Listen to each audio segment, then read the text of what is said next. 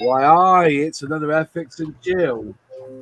And it's not on a Tuesday, it's on a Monday, this one, which is pretty good. You were all confused last week. I understand. You were all confused. I get it. It's just one of those things. I can't.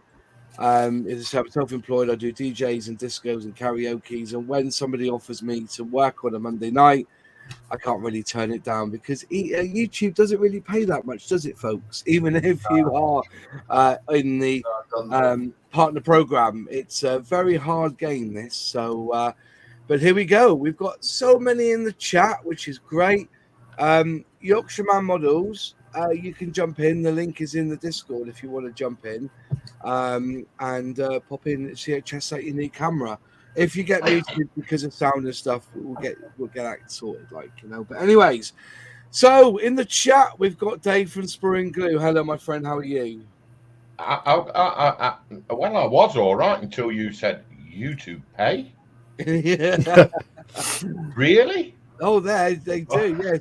Some weeks I get 6 quid.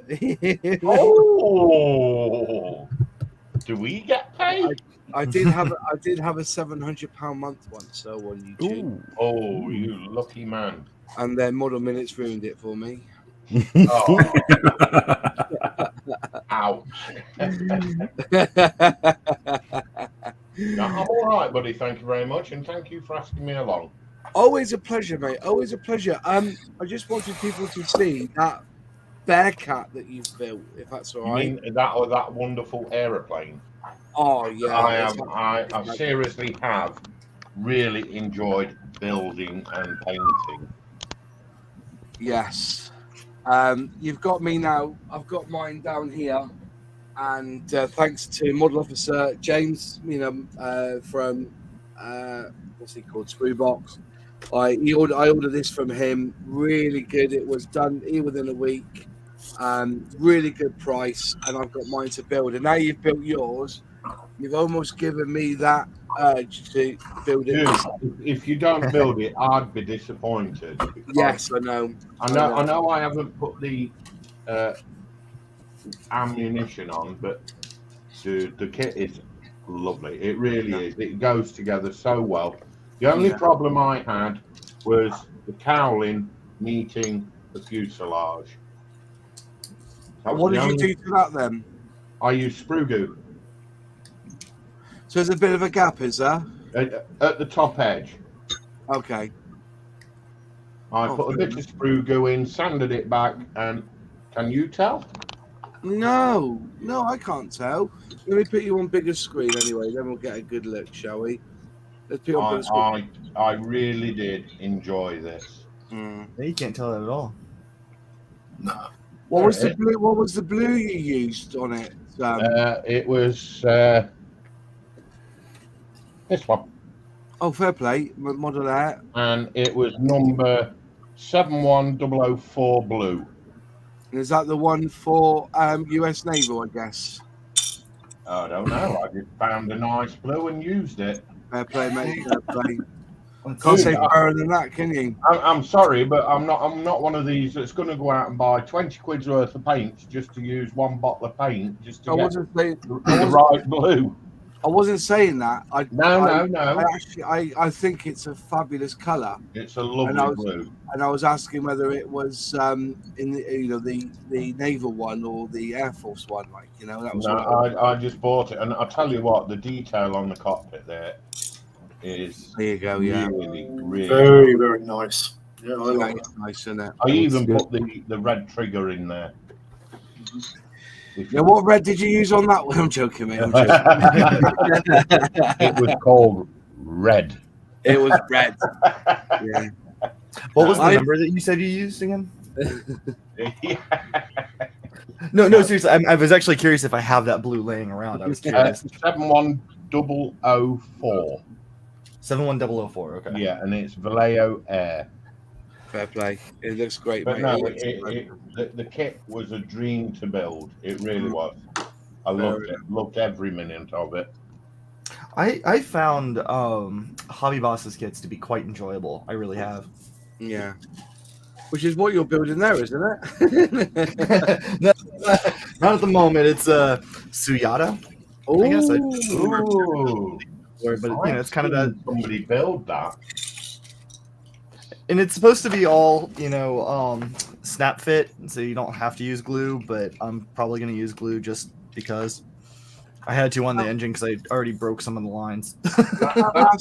Just out of asking, when it's enough to use glue, do you still, can you use TET on it, or have you got to use super glue on that sort of plastic?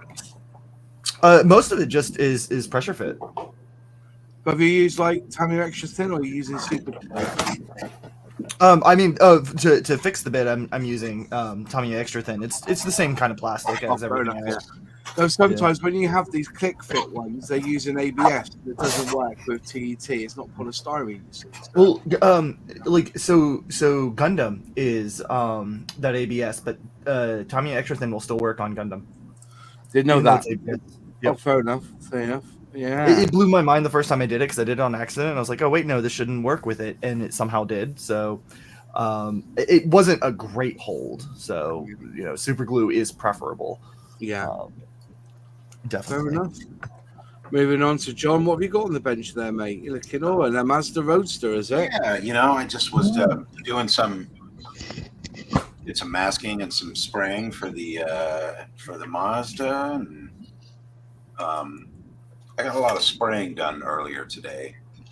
So, Get on. That's fair enough. Yeah, it's coming along nice. Coming on nicely.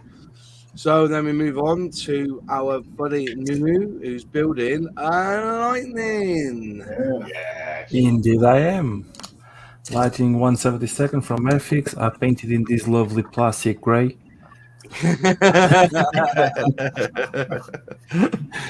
This one is almost ready for primer because this one is the one I'm building on live stream on Thursdays. Oh, brilliant. So, upon many popular demand, I was told to build the rest and spray it, and then on the next live start doing the paint work. So here I am. Yeah. And otherwise I'm told. But yeah, it's been a lovely kit. It's been I built one of those in the past and I forgot how good it is. The fitting has been absolutely amazing. And if people doubt, please go see on the live and you can see there's no tricks, there's no nothing. That's just me plowing along. This is 2 lives cockpit, and all of this is 2 lives of 2 hours, and that's done. Did you have any troubles with the nose on that one? No, not at all, man. As you can see, it went. What I found is that you have injector pin marks on each side. Yeah. That you need to sand it off, and then on the inside you need to sand it off around the nose cone, so that the fitting will be snug. Because otherwise, it will be too strong. Both with the injector pins and this part here, if you sand it off, again, as you can see, and if you guys see the live, you see that I'm not bullshitting. That's how it goes. It just goes perfectly well. Again, dry fitting, sanding, dry fitting, sanding, and it works a treat. There we go. You see, there is proof in the pudding that you must dry fit. Don't blame the kit. Definitely. I will say that I had a right mare with my nose. I filled it, had to fill it in the end, and I think I had a short shot because no matter what pressure I put and how much I fettled out the inside, it wouldn't close up at the top. It was an absolute nightmare. But I think I had a short shot on that little piece, and I didn't realise. But you're talking 3 years ago since I built a Lightning, dude. What's 4 years ago now it's been. Yeah. But to be fair, mate, they are a lovely piece. They are really. Yeah. To be fair with you, when I first put the two out, but sorry, my English is rubbish today. When I first put the 2 halves together, you could see that there was a gap there. But then I started looking around why the gap was there. And again, there's 2 injector pins on each side of the fuselage that you need to sand it off. And sanding off around on the inside, around the nose cone. Eventually, you get the snug fit and you're good to go. Fantastic. Well, there you go. And then you're masking up the canopy now, ready for spraying. Yeah, yep, indeed. Hopefully, Cool. will be good. So then we've got plastic. We'll move on to Sully now quickly. Sully, wow. That's a bit nice. I know. It's too clean. Too clean. Yeah. Which manufacturer is that one? No, I guess. Airfix. Who? Yeah. I didn't know you did Airfix. I thought you hated Airfix. No, fuck off. Don't hate Airfix. There goes this week's pay. That's it now, yeah. No, it's all right. We're a few minutes in now, so we can get away with it. Right, we can say what we like. We're past the floodgates. Yeah. People ringing me, yeah. Call ended. Right. So what's your scheme on that one going to be? Have you got a box there so I can have a look?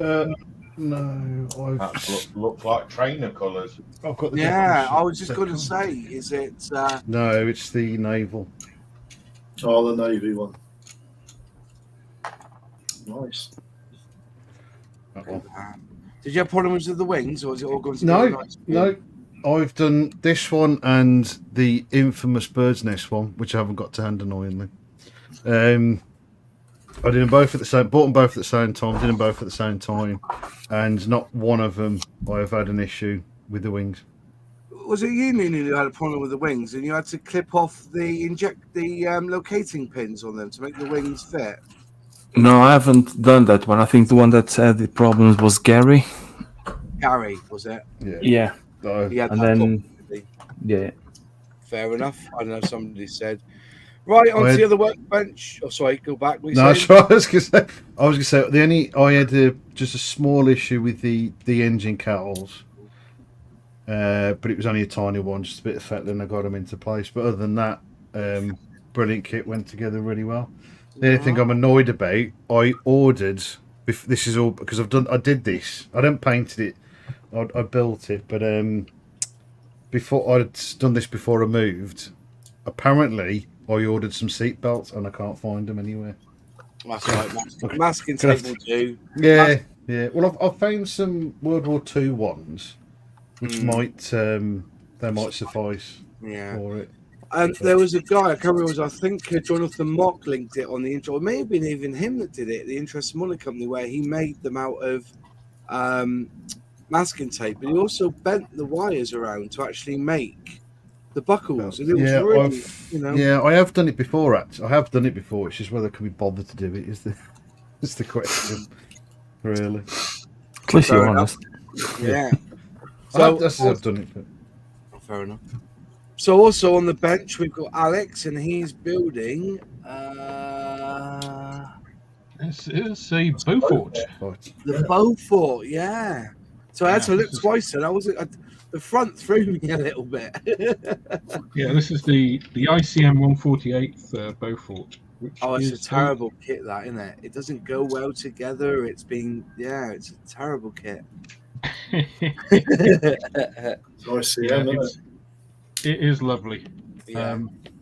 I mean, they give you basically full engines, which you will never see. Yeah. Yeah. Which is nice. I mean, these are the undercarriage, which are like little. They're incredibly delicate to put together, but actually, when they're together, they're pretty strong. Yeah. And they just slide in. You know, in terms of fit. Yeah. Just perfect. So yeah, just weathered the interior. Well, no, I just washed the interior. I got to do all the chipping and stuff. Put that together, and I've got these little guys to go with it. So some pilots. ICM 148th pilots and ground crew. Fantastic. How are they actually? Are they pretty well molded? Are they pretty well? The detail on these you probably won't be able to see on this little webcam, but for 48 scale, they're really crisply molded. I mean, they're as detailed as 35th scale figures. God knows how I'm going to do them service painting wise. What I would do is I heard a theory that if you put all those parts in a bag and then tip in the paints that you need. Give it a shake, and whatever sticks works. I have heard that before. I've never tried it, so if anybody would like to try that, that would be really Yeah, good. give that one a go. And actually, yeah. So anyway, and lastly on the list, but not least, is our good friend John Parker, the man who knows everything about scale models. How are you, my friend? yeah. Are you doing well? I've got nothing on the bench, Moss. I know. We have to have a discussion about that, but I'm more loving the fact you've got a couple of Matchbox kits above your head there that look pretty smart. I've got quite a lot of Matchbox kits. I used to have virtually everything in their entire range. Yeah. But something happened about 2 years ago, and I haven't anymore. Oh, that's a shame. Yeah. Tonight the subject matter is starter sets, and I will go into something a bit later that I don't know whether you saw my comment on your video. I really wished I watched your video before I did On the Sherman. video on the Sherman, yeah. But I'll get into that in a bit. But I'm glad you're on because I need to ask a few questions on this kit. But anyways, so excellent. So I want to thank everyone that's in the chat. Also, a big, huge shout out to Crazy Looker for the super chat. Thank you so much, my friend.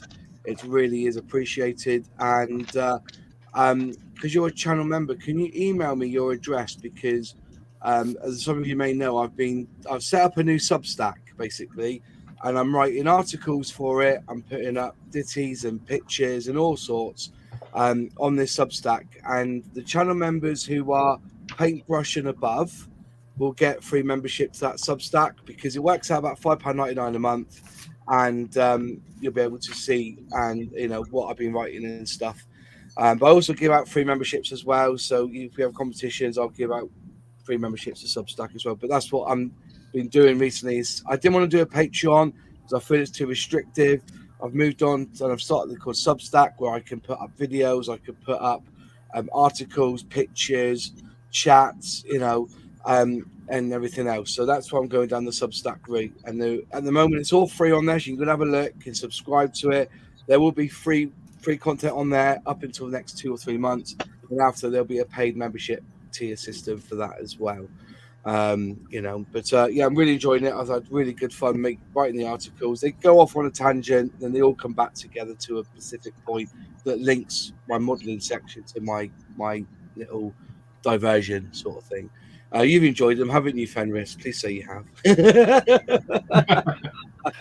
I have. You caught me right as I was into a coughing fit. Yes, no. If you can't tell from my voice, I've been kind of fighting losing my voice. But no, yeah, they're really good articles, though. They've been quite fun to read. Yeah, so it's like the stuff I write in my zine. So you've had my zine before. That's the articles I tend to write. I tend to talk about something that's happened to me. Then I link it in some loose way to what my point was about scale modelling. But anyway, at the moment, one of the things that's getting me is a tallery. So let's go back, right? So I went to a model show last week before, and I picked up this, which is the first diorama set from Revell. Now, I bought it thinking this is a new thing. This is new tooling, everything.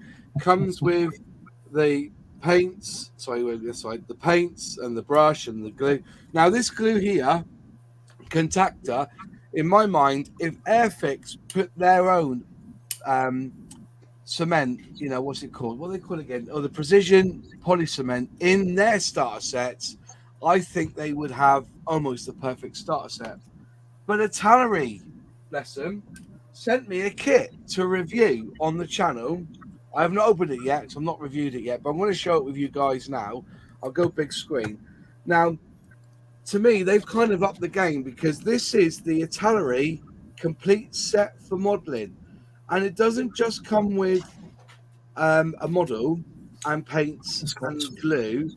It actually comes with a tool set of their sprue cutters, they aren't good, right? No. They do cut plastic. But if that's the case, they don't cut too close to the edge, just leave a little nub at the end. Then they also give you the sanding stick. They give you sandpaper. Sorry, let's look again. Precision tweezers, as well as so you got tweezers, sprue cutter, and a sanding stick on top, as well as it looks like some glue. But the real one for me is it actually comes with Vallejo paint. Now it looks like Vallejo have now changed. Let me put this light on a minute.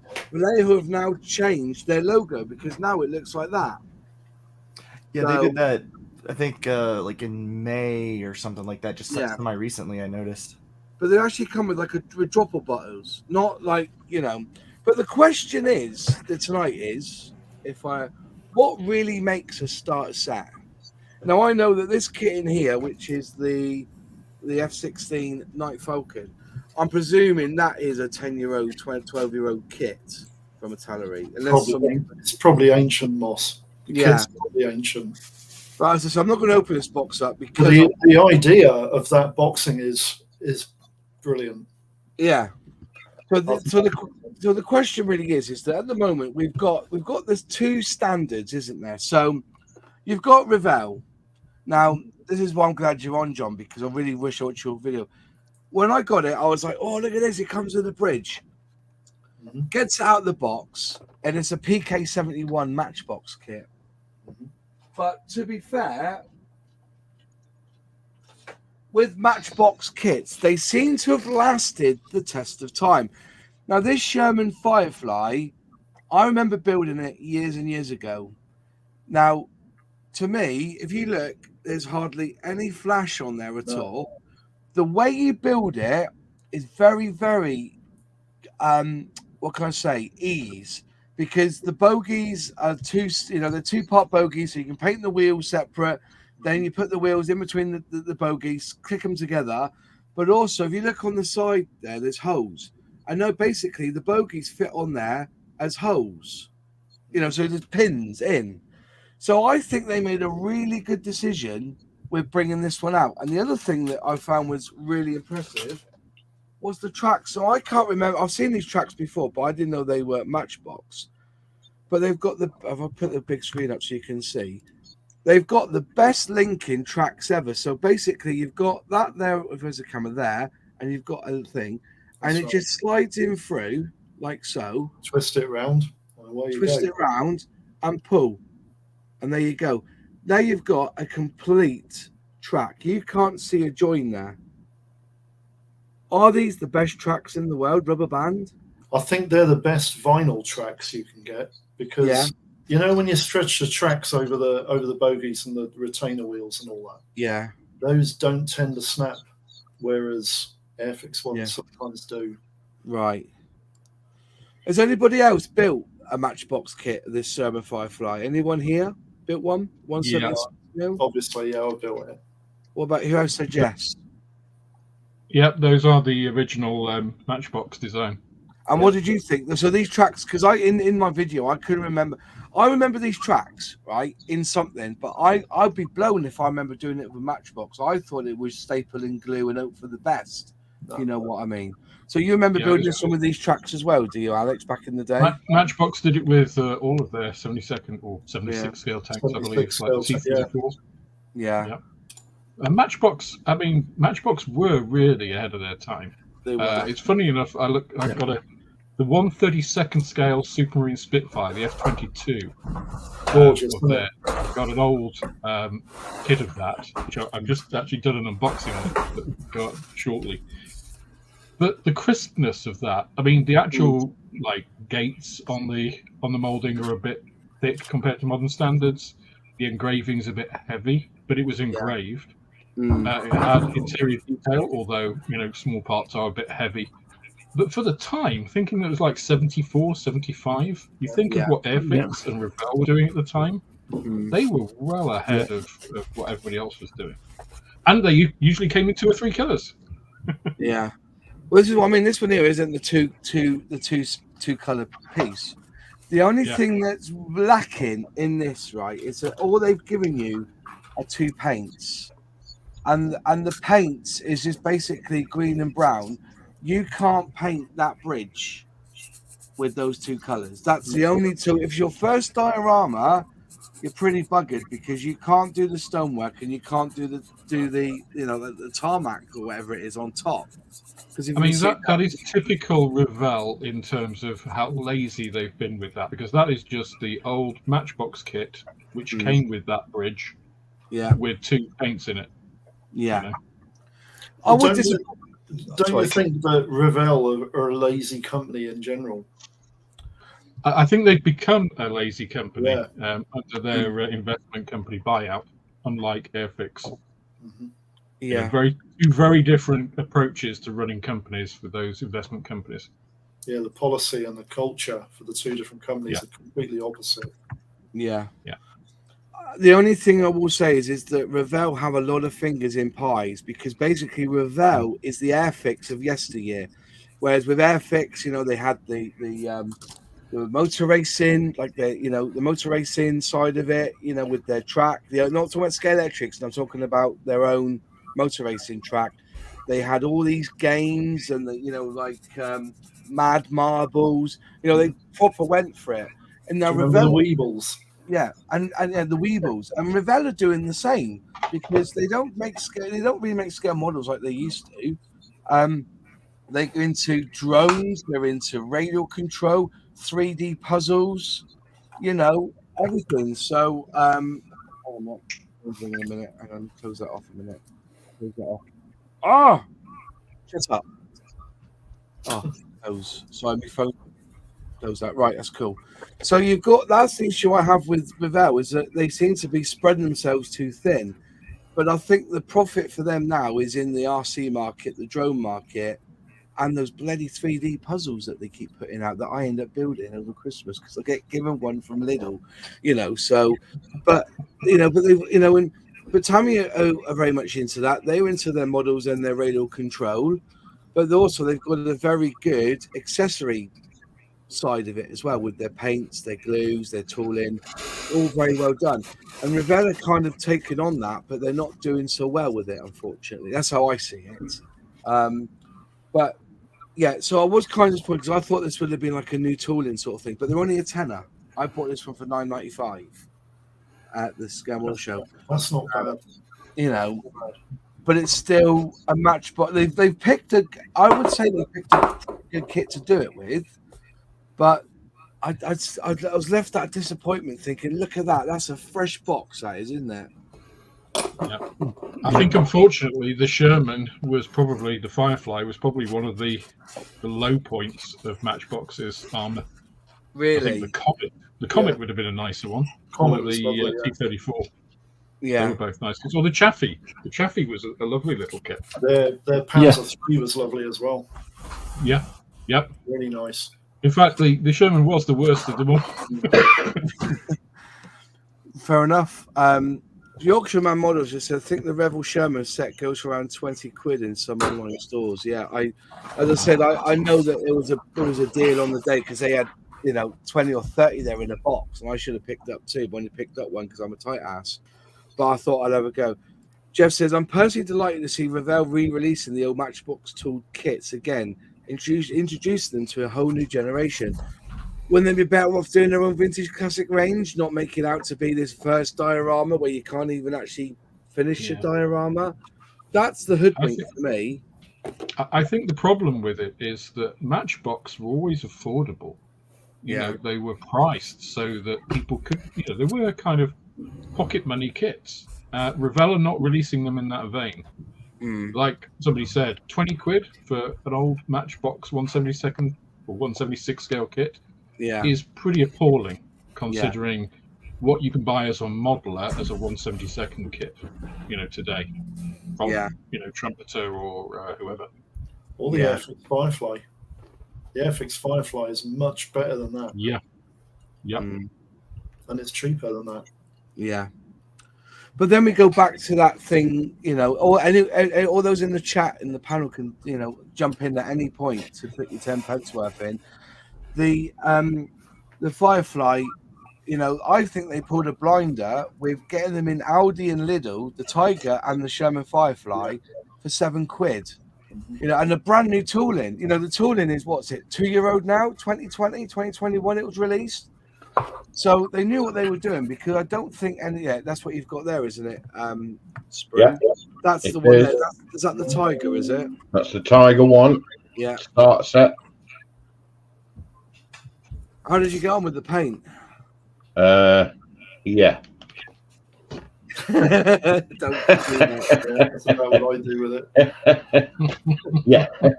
I've not had much luck with the paints that Airfix like generally give out. They're either dried and crispy, or they're just too thick and goopy and horrible. So I use my own. Yeah. I'd rather go down the road of knowing I've got a paint that's going to perform as it's meant to, Yeah. rather than splodge on, as they say. Well, this is my Sherman Firefly, and I did it straight from the box, nothing fancy, and that's my paint job on it. And I got an incredibly good result with the paint. So there's a little bit of dirt on the back there, so I wanted to dirty it up a little bit to go on this thing. But if you look at the paint job. I did the same. Yeah, that paint job was in a but then again, my only caveat was I used the flat brush. I didn't just use the brush, only that brush in the box. I actually used the flat brush as the top final coat, so it leveled out really, really nice.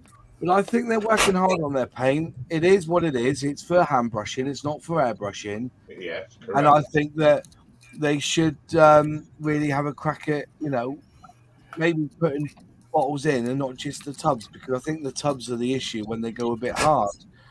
So, Yeah, they on that note, Moss, when we had the Sea King presentation, yeah, I was speaking with Ale, and they have all the paint that they have in India. They scrap all of it. So the problem is that the molds and the lids were produced in two different molds, and when you match them, there was that gap. So they have created a new mold with the pot and the lid on the same mold. Yeah. So that lid will match that mold. So they scrap all the paints that they had in India and starting from fresh, although it's going to be a rollover till they get to the market properly. But they are on the case and they are fixing the issue. The paints are better. The paints are good. Yeah. But the problem was it was the containers that was ballsed up with them. That was the issue we had. Yeah. Yeah. But I'm still not convinced that making a new mold for the paints, for those little paint pots, is a good investment. I think they'd have been better off to invest in a smaller, dropper bottle. Not screw cap, a dropper bottle. Yeah, type. dropper bottle. As you've seen with those Vallejo ones that Italia do. Yeah. ICM paints are like a little pot. There are plenty of ways to do it. I'm not sure that little disposable plastic, because again, it is disposable. Yeah. Which isn't great. We don't really want to be creating more, even recyclable plastic to throw away. So, yeah, remains to be seen. I'm not sure that's. I think Italieri, that set that you showed, Moss, because I've been looking at those recently, and that is the way to go. I mean, that is everything you need. It is. Yes, it might not be the best quality, but you can just buy that and you can go and make that kit. Yeah. That's how much that retails for? Is a perfect. I don't know. Yeah. Say again, Spree. What you say? I'd say that the one you have, as to what I have here, is the perfect starter kit. Yeah. You've got your cutters, you've got your tweezers, you have your glue, you have your sanding pad, and they've given you a supply of paint in a decent container. Yeah. But at what cost, though? If this is I have no idea what this costs. If anybody can look it up and find one for me for sale. They're not actually that much. I think they're 18, 19 euros. Are they really? Yeah. Somebody's already said in chat there that they've seen that kit 16 English pounds. Have they? Yeah. Oh, I thought that was the tank. I thought that was the tank they were talking about. Oh, I do apologise. As I said, they sent me the kit with a catalogue, and but on the invoice it doesn't say what the RRP was for this. But I've not seen them in this country yet. No, you can buy them from their website, but Yeah. But I'd like to know how much, as I said, I stand corrected, Moss. 30 euros. They're about 30 euros for that. Right, let's have a look. Now, is that worth 30 euros? Seeing, okay, that Lockheed Martin Lightning 2 that Sprue and Glue has from Airfix has 2 brushes, 4 paints. Is it 4 Six. paints? Six paints, and that shitty cement. That gloopy cement. That gloopy cement. See on here, I think they've actually got like a bottle of. You see that? There's. Oh, let me get you bigger. Let me get myself bigger. The actual glue is a pot of glue. There it is. There's a pot of glue there. I don't really want to open. Oh, fuck, let's open it. Let's just have a quick look. I won't open it for you. I'll just get what you get. There you go. Well, there's the toolkit there. So you get a brush, you get the sprue cutters, and you get the sanding stick, which is exactly the same as the Airfix one. Yeah, the umbrella one. Yeah. Okay, so, but where's the glue to? Let's find the glue in here. Need to find the glue. Find the glue. Here's the glue. Look at that. Hang on. They've given you a pot of glue here, cement. Look at that. And it comes with a little applicator brush as well. So it's basically the size of what I would call if you're a woman, and I don't know how I know this, but well, I have been married. Nail polish. It's a little 5mm pot. Now that is glass. Let's have a look, shall we? Oh, hang on. It's very thin. It's very thin, and it smells like polish as well. So A good bit of acetone in there. yeah, I don't think you see it in the camera. It's a very wet liquid. You see it move there? It's a very wet liquid. It's So it looks like it's closer to like a Tamiya extra thin. Yeah. It looks like that. Actually, usable glue. A usable glue Yeah. in there. Shocking. Moss, So, yes, the Italieri gift set F16 is 30 quid. In 30 field quid. glory models. Yeah. they've got them, have they? Can you see But that? what's the? Oh yeah, I can see that. Yeah, let me get you bigger a minute. Let me get you bigger. $29.99 is. $29.99. Yeah. But what is the kit inside it? Though? I won't open it any further. But what is the kit inside? When did the Tannery tool an F16 CD? Then you know what I mean. It's probably their ancient tooling of the F16. Yeah. Scale makes time, innit? Scale makes Yeah, it time. is. I'll just check it and see it, but I'm pretty sure it is. 1980, I think. Jeez. 1980. So this is a complete set for modelling, but is it really then a starter set? Because can you imagine somebody who's never built a model before? Although it does say complete set, it doesn't say starter set. No, that's a fair. But if you want a starter, when you have at least 3 of those tools already, you would have had a knife, not necessarily a sprue cutter, but a knife and a pair of tweezers, and probably you would have had some sandpaper or glass paper. Personally, Not that's a waste of necessarily. money. Mm. But as I said, that Lightning 2 is 20 quid from Airfix, but that's a brand new tool. That is the mother of all, and it's designed for the starter, isn't it? Yeah. Yeah. And again, for me, the starter set should be designed with the new modeler in mind. Like this gift set is for new modelers, otherwise we wouldn't bring tweezers and screw cutters. We all have that. Yeah. Plenty of them are on the bench, you know. Having a 1980 F16 that probably will give you a bloody headache. Yeah. Screw cutters that will shoot the plastic, and tweezers that don't work, because that plastic tweezer, I don't think is going to work. It's not going to bring anyone to the hobby. It's going to just send him away. And I know we complain about Airfix with the glue and everything, but if you're careful enough, you get a decent result with the glue from Airfix. You can do a starter set. I'm building one now for the starter set challenge, and it's been a treat.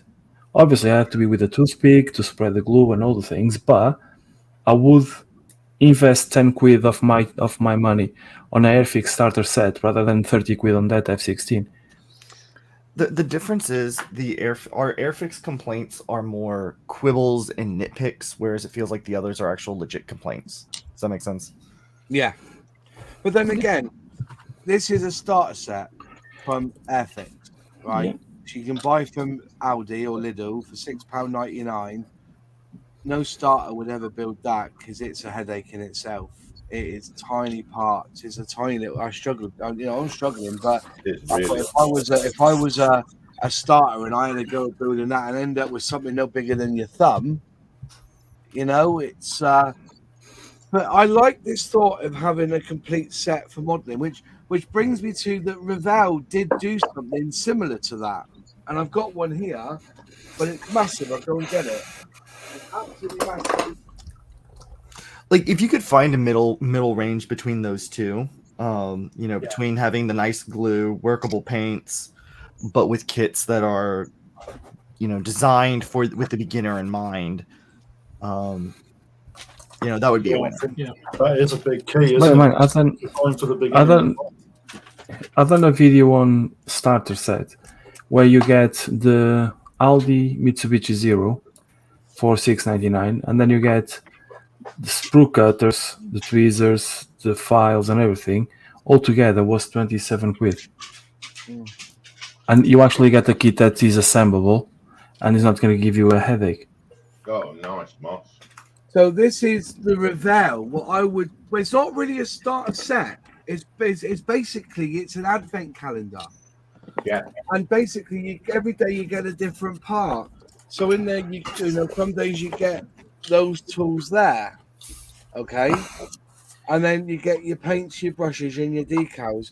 But the one thing you don't get is glue because it's a quick what's it called? Easy kit system. Snap kit. Yeah, snap kit. So they do something similar. I think that's 35 quid, if I'm not mistaken. It's 35 quid. But I think To me, though, Moss, a snap kit isn't a starter kit because it doesn't. I think a starter kit has to introduce you to the elements of the hobby because they may well have done other things like Airfix Quick Build or a Revell Snap Tight or whatever they call it. So it has to be something that you glue together, something that you do need to cut bits off the sprue, and get some of those. You don't have to do it well as a starter. Your first time, you're probably going to fuck things up. Let's be clear about it. But I think it does have to introduce you to those elements at least. Yeah. That's interesting. Somebody said, "What about the cutting mat? They should have put a little cutting mat in it. That would have really made it." What? A little A6 one. Shout. That isn't a bad shout, is it? Let's put a price up to 45 quid. Yeah. I remember at the end of the day, what's wrong with using an old newspaper? Yeah. Well, I get that, but also on the flip side, when I scratched the dining room table as a child, my backside, I had a new arsehole ripped from mother. Do you know what I mean? So, or maybe play, but yeah, you're quite right. What about come out? Now, somebody just said that it's actually illegal for Airfix to sell these kits to anyone under the age of 18. That's not true at all. Then that's not true. The only kits that Airfix struggle to sell to people under the age of 18 is the quick build Coca-Cola kits because you can't advertise sugary drinks to anyone under the age of 18. So if you look on the Airfix website and you see the Beetle with the Coca-Cola stickers on, it says not 18 plus. An 18 plus, I'm expecting a pair of boobs in there or something like, you can't sell that to kids. But no, because to be fair, the cement is a hazard, but it's not, not because it says here, it's not suitable for children under the age of 8. And if an Airfix kit has photo etching, you can't sell it to anybody under the age of 14 because photo etch is sharp. To be fair, most shops won't sell glue. unless they're over 18. It's more that I think than. Yeah, I'm not. But the starter sets, I don't know. But yeah, I wanted to say here what age limit has it got on here? They must have an age limit on here, surely. It only tells you exactly. Oh yeah, for adult collectors age 14 or over, which I presume is because you've got the sharp implement. Because it's on you. Yeah, I think I think it's it's like the trade, like a trading law. Yeah, Stuff like solvents and glues and all that stuff have to be sold to persons over 18 unless they're accompanied by an adult. yeah.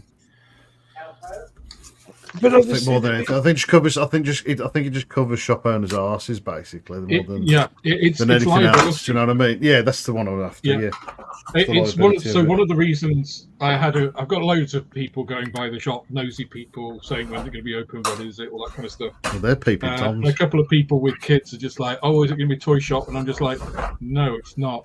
And in fact, you're not going to be able to come in as a kid. So I'm going to have basically a sign, if you're under 16, basically no unaccompanied adults, for minors without an adult. For that reason, because there's solvents, there's blades, there's all that kind of stuff. And as a shop owner, liability insurance is horrific. Yeah, so, it's the same here in the States.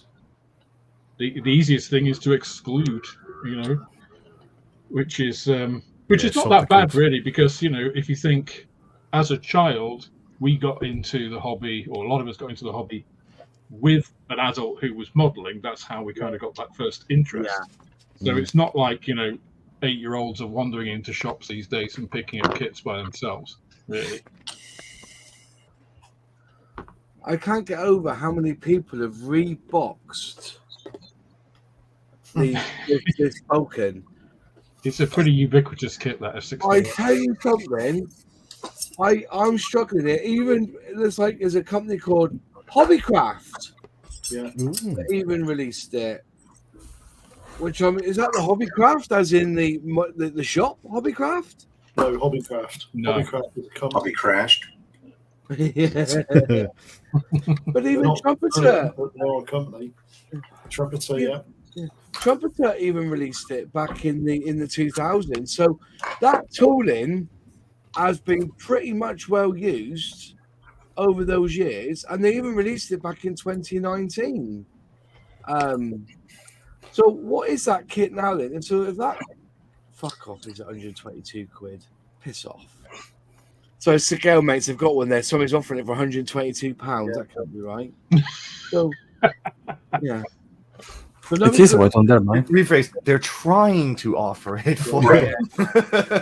Yes. They can ask I whatever was they want. wondering how much this is compared to just buying the kit outright as a standalone. It can't be more than 12 knickers, surely. Is anybody selling the CD Lightning? I don't know. I think the Italieri standard F16 is on Amazon for about $18.99, isn't it? So for an extra tenner, you're getting all those tools, those paints, and that special. That's why I don't think it's that bad. It's not bad. I think it's. I mean, if it was €30 converted into pounds rather than just sticking a pound sign instead of the euro, so it would be like 27, something like that. That's not bad. No. I don't think it's a particular. I mean, that F16 is. I think the reason it was tooled a lot was that it was recognised as, at the time, a pretty decent F16 kit. It was kind of the standard that people went to for a reasonable price as well, I guess, because if you're reboxing Tamiya, if they'd let you, I guess they'd charge a lot. So it's not a bad kit, but I think in terms of a starter kit, I think they got the idea right, but I think the choice of subject, I think Fenris said this, is just as important. It has to be a balance. You can't just put all of the bits together with any old kit and expect it to be, starter friendly. You've got to have something that eases.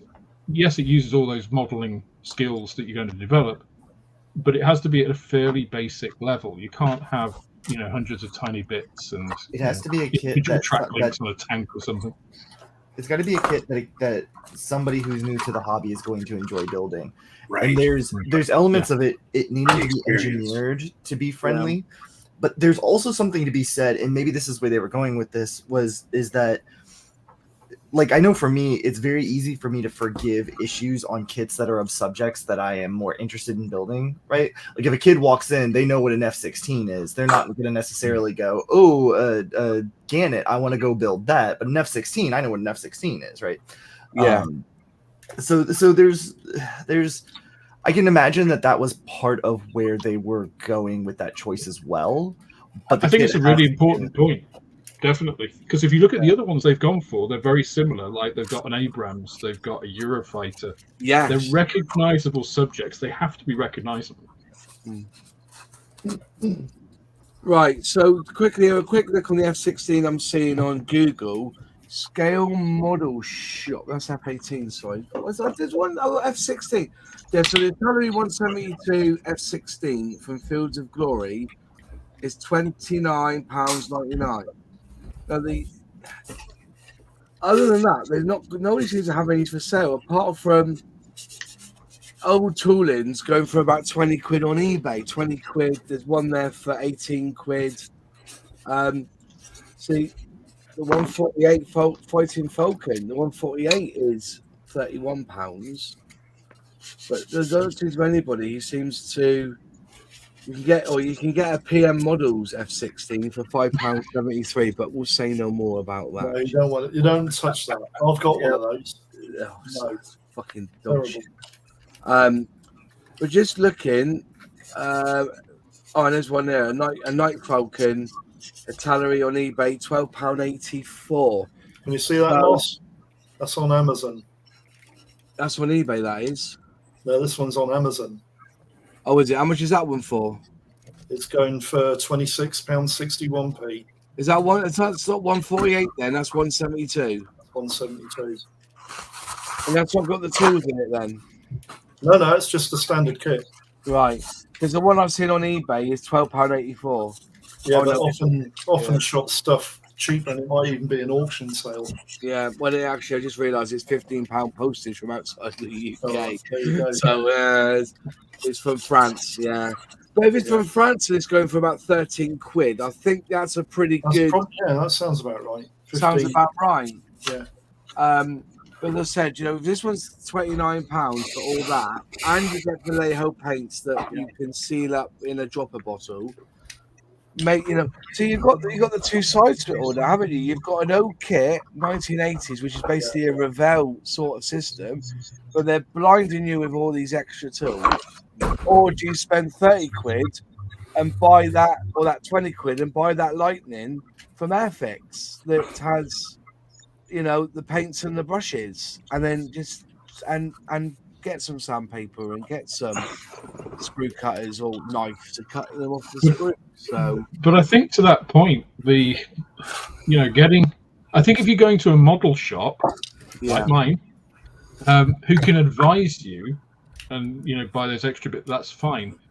But otherwise, if you are a 14-year-old or 15-year-old or whatever, and you are on your own in a, let's call it BT's or something, in that kind of equivalent shop, and you see an Airfix starter kit, you think, I'm going to go that, buy it, you get it home, and then realise you've got nothing to cut it off the spruce with, and you need a knife for it, and you don't know about sanding and stuff. That's not actually going to bring you into the hobby either. So I think the idea of having everything, just right there in the box is a really good one. I think it's absolutely the right thing. But and if you look at the subjects that Italieri are doing, actually, they've got a little download on their website. I've just looked at.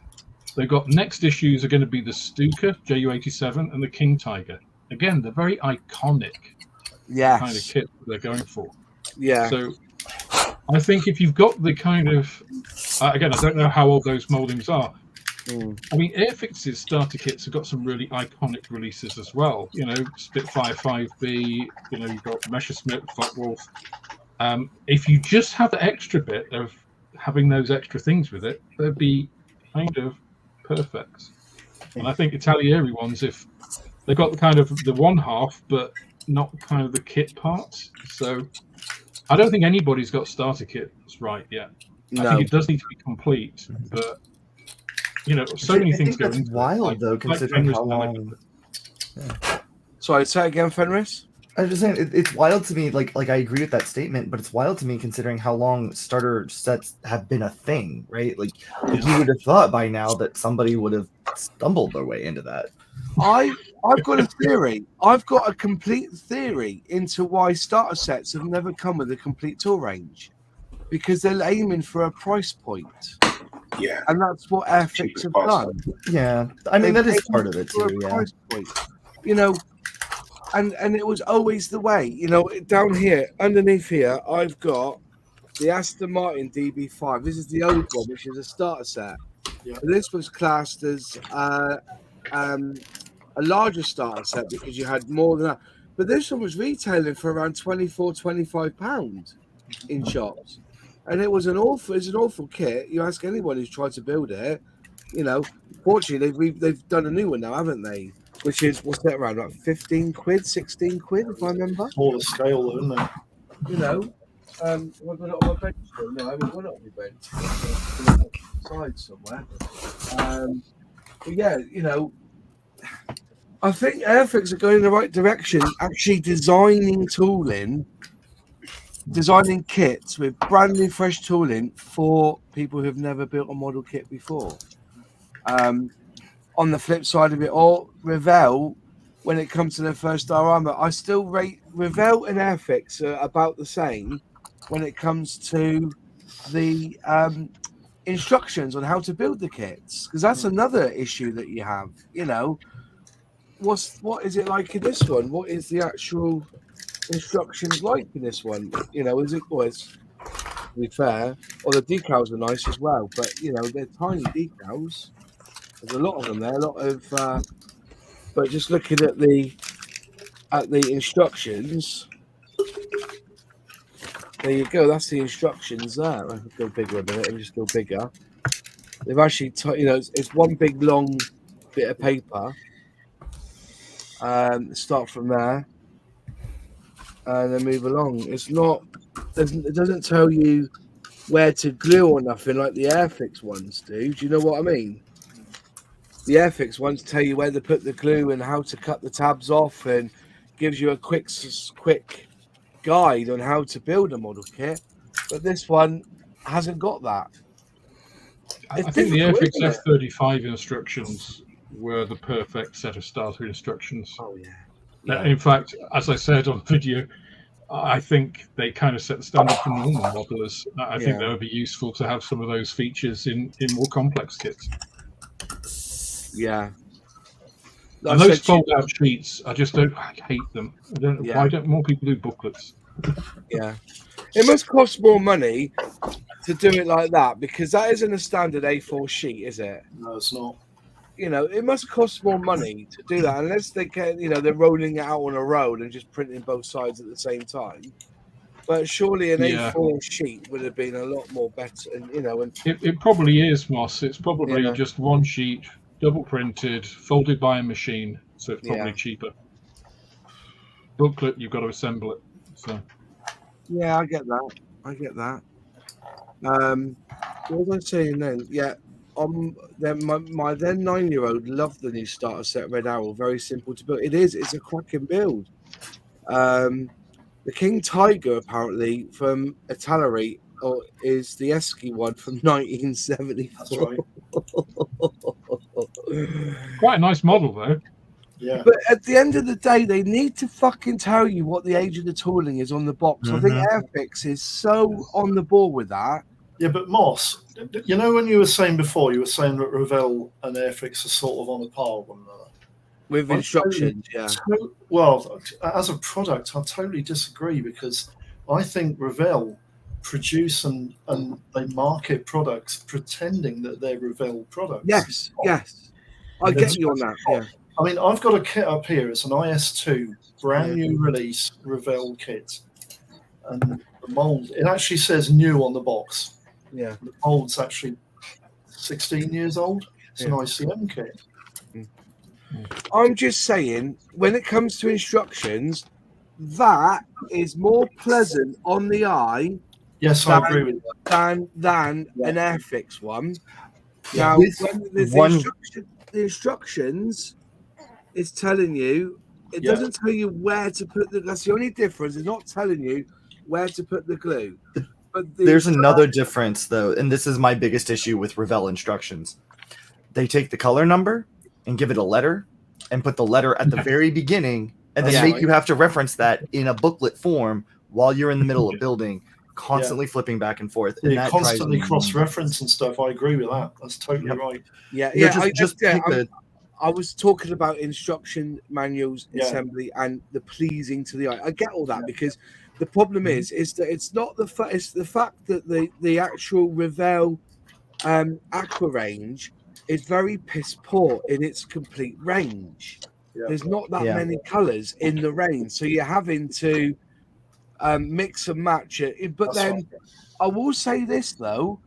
They've got the percentages pretty right because I know people who have the Aqua range and they've painted with the percentages 60% of this or 40% of that and blah blah, and it's been pretty accurate. You know, they don't muck about with the accuracy sort of thing. But it's a bit of a faff, isn't it? Yeah, it is a faff, of course. It is. But I've kind of got a bit of a different. I'm going to throw a cat among the pigeons. I actually think that's a useful skill to have, rather than just buying a paint that says it's the right color.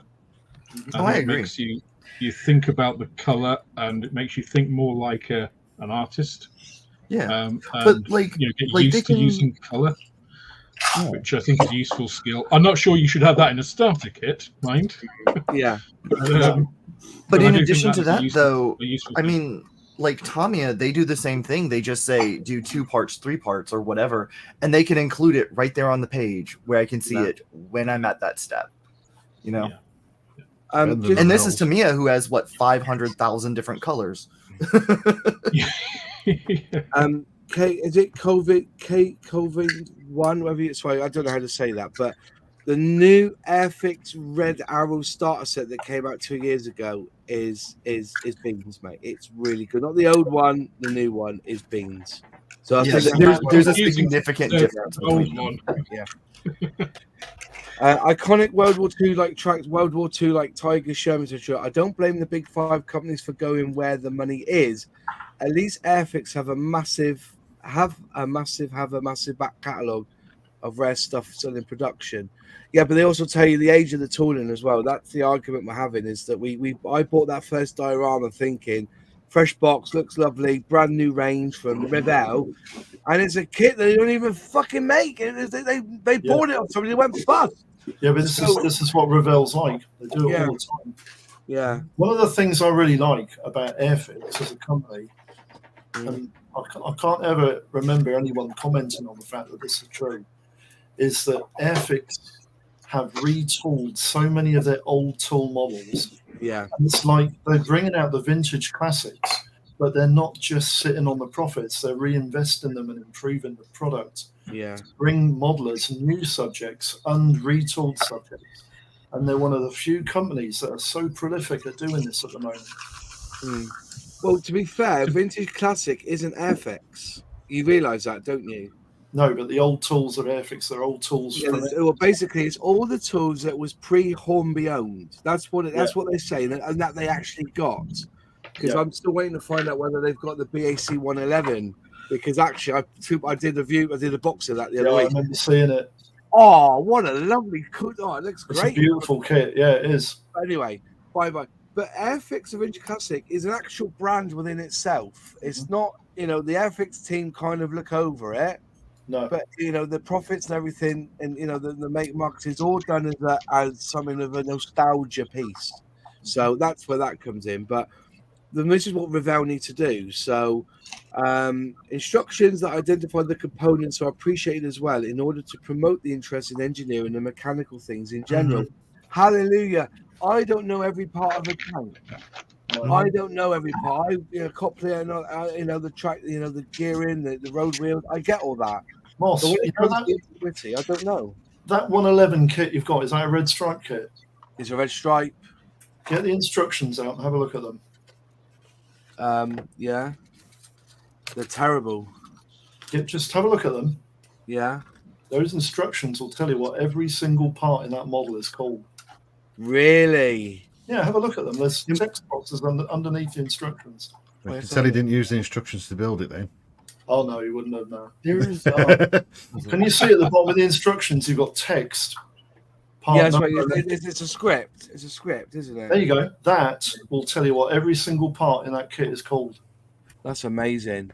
Yeah. That is And amazing. I think that format AMT does that with their car kits, or they did for a little bit. They Yeah. did it with everything up until about A Revell does. Type 4 boxes. When they went over to the card kits and the Type 4 boxes, they just did exploded. That- views. That's They got right, rid of yeah. all of that text, which Yeah. was There you go.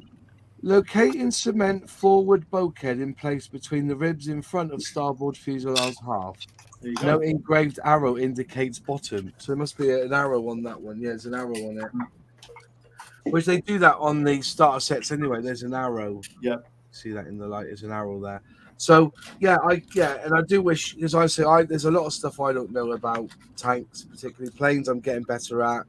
But other than that, it's but I can. Cars are the big one for me. To be fair, it's quite a Cars. simple little build. In theory, you could add that to a starter set, add paints to it, and You run could, it. Yeah, it's quite a nice little kit. I get that. Instructions and that. The problem with Revell have loads of instructions, part numbers, and paint numbers mistakes. It drives you mad. Yes, that's true. Revell QC is not great. No, but if you got a problem, they will send it out to you within six to 7 working days. What, they'll send the problem out to you? If you have a problem, they will sort it for you within 6 to 7 days. I had a decal sheet missing. Well, I still had a decal missing. It wasn't. It was stuck under the flap in the box. But they don't know that now. For a Star Wars kit, and they sent me the decal sheet. They no queries. They just said, "Yeah, what's your address?" And they got shit from Germany over in 6 or 7 working days. Yeah, but the difference I think with what Yorkshire is saying is that a lot of times Revell will say use part A10. In reality, it's like P24. It'll be completely the wrong numbering. Yeah. Revell 124th new Beetle snap kit. What a gem is it? Is that a new one? Is it? Has that just come out recently? Is it? I think that's been out for a while, isn't it? The Beetle, it's a snap kit. I think snap kits have a place. Don't get me wrong. I've got a Revell. I will say, I also do like to define the difference between like snap tight and snap fit, because like snap tight, right? Like that's the Revell brand one that we all think of when we think of snap fit kits. And usually when we think of the negatives and the bads of that quality, it's because it's the Revell snap tight that we think of. But like if you pick up any Bandai kit, they're all going to be snap fit, and their fit is immaculate. The plastic is amazing. The parts are on point. They are perfect for beginners just because everything is there in a very good way. But you don't need glue. They are snap fit. Shut up, Taboli girl. Why are you on the chat tonight? Are you feeling? Are you all right, mate? Are you feeling better? It's Mozza Vintage Classic. He's got friends round. Has he already still on here? That says a lot, doesn't it? I texted him. He's forcing them all to watch. Chef 88, anyone know how Miss Modler is doing? She's doing absolutely brilliantly. She's absolutely top of the world. If you go over to her channel, she has put up a community post for you all to read on how she is. It's not for me to comment on her personally, just to say that we're in contact with her. And she has put a post up on the community, on her wall on YouTube for you to have a look at. So go over there and have a look. But as far as we're concerned, she's an absolute fucking legend, bless her heart. So it would be nice if old Revell Classics Arizona received a bit of an update. It won't happen. It's Revell. They probably haven't made the tooling themselves anyway. You know what I mean? So that's why they don't update them. They don't update them. But as I said to you, I don't know what steel they used in the tooling. The Matchbox kits, when they get released, seem to be crisp and nice, like they were tooled back in the 70s. It's telling, isn't it, Moss, that the nicely tooled, crisp moldings that Revell puts out, the old ones, aren't theirs. You know, you can usually identify whether a Revell kit is their own or not by whether it's any good. Well, it's like the Jaguar, the 124th Jaguar, was it the 132nd Jaguar they released about 4 years ago? You never see that in the shops for sale now, though, do you? There was a folk with the with a lot of, what do they call it, marks and stuff. Terrible. You don't. I think they've scrapped that tool. I don't see it for sale as much as I used to. It's gone. So it's a shame because Revell are capable, or at least used to be capable, of producing some really nice kits. well, name me a good Revell kit. The Heinkel HE11177 Greif, the that's the lovely. Arado E555, the Flitzer, all the stuff they did from sort of 94 to about 2010, maybe. 2010, No, I'm going to say, 2005. yeah.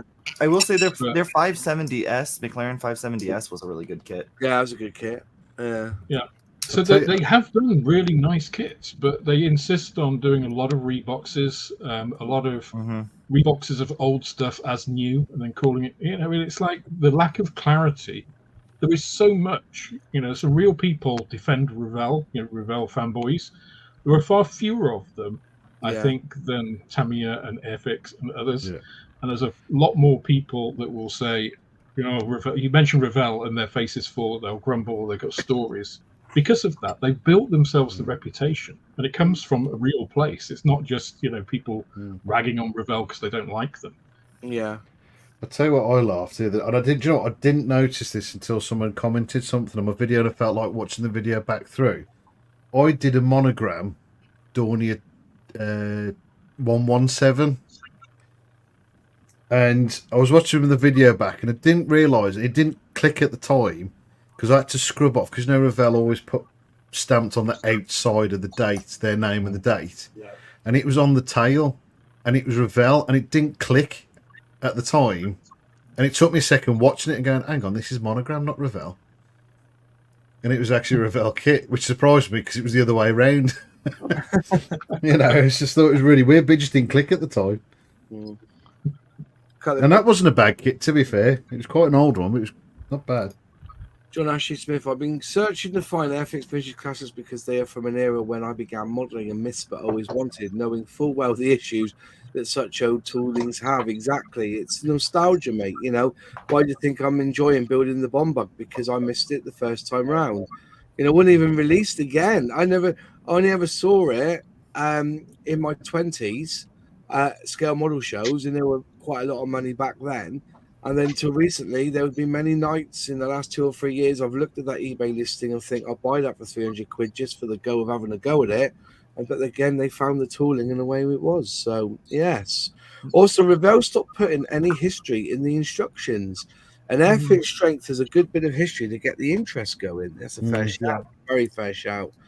Revell decals are substandard compared to others. They still have the red dots in roundels as a separate decal. Yes, they do. Yeah. Is there a reason for that? Is it because they were? I don't see. It's so you can guarantee the register, because a lot of times when you have decal sheets, the register, the red dot was awful. And it had to do with the more colors you added to the decal sheet, the more likely the register would get off. So they would usually stack 2 colors, and if there was a third color, it would be a separate decal. The Revell V2C cracking kit in 1/72 scale. Never built that one.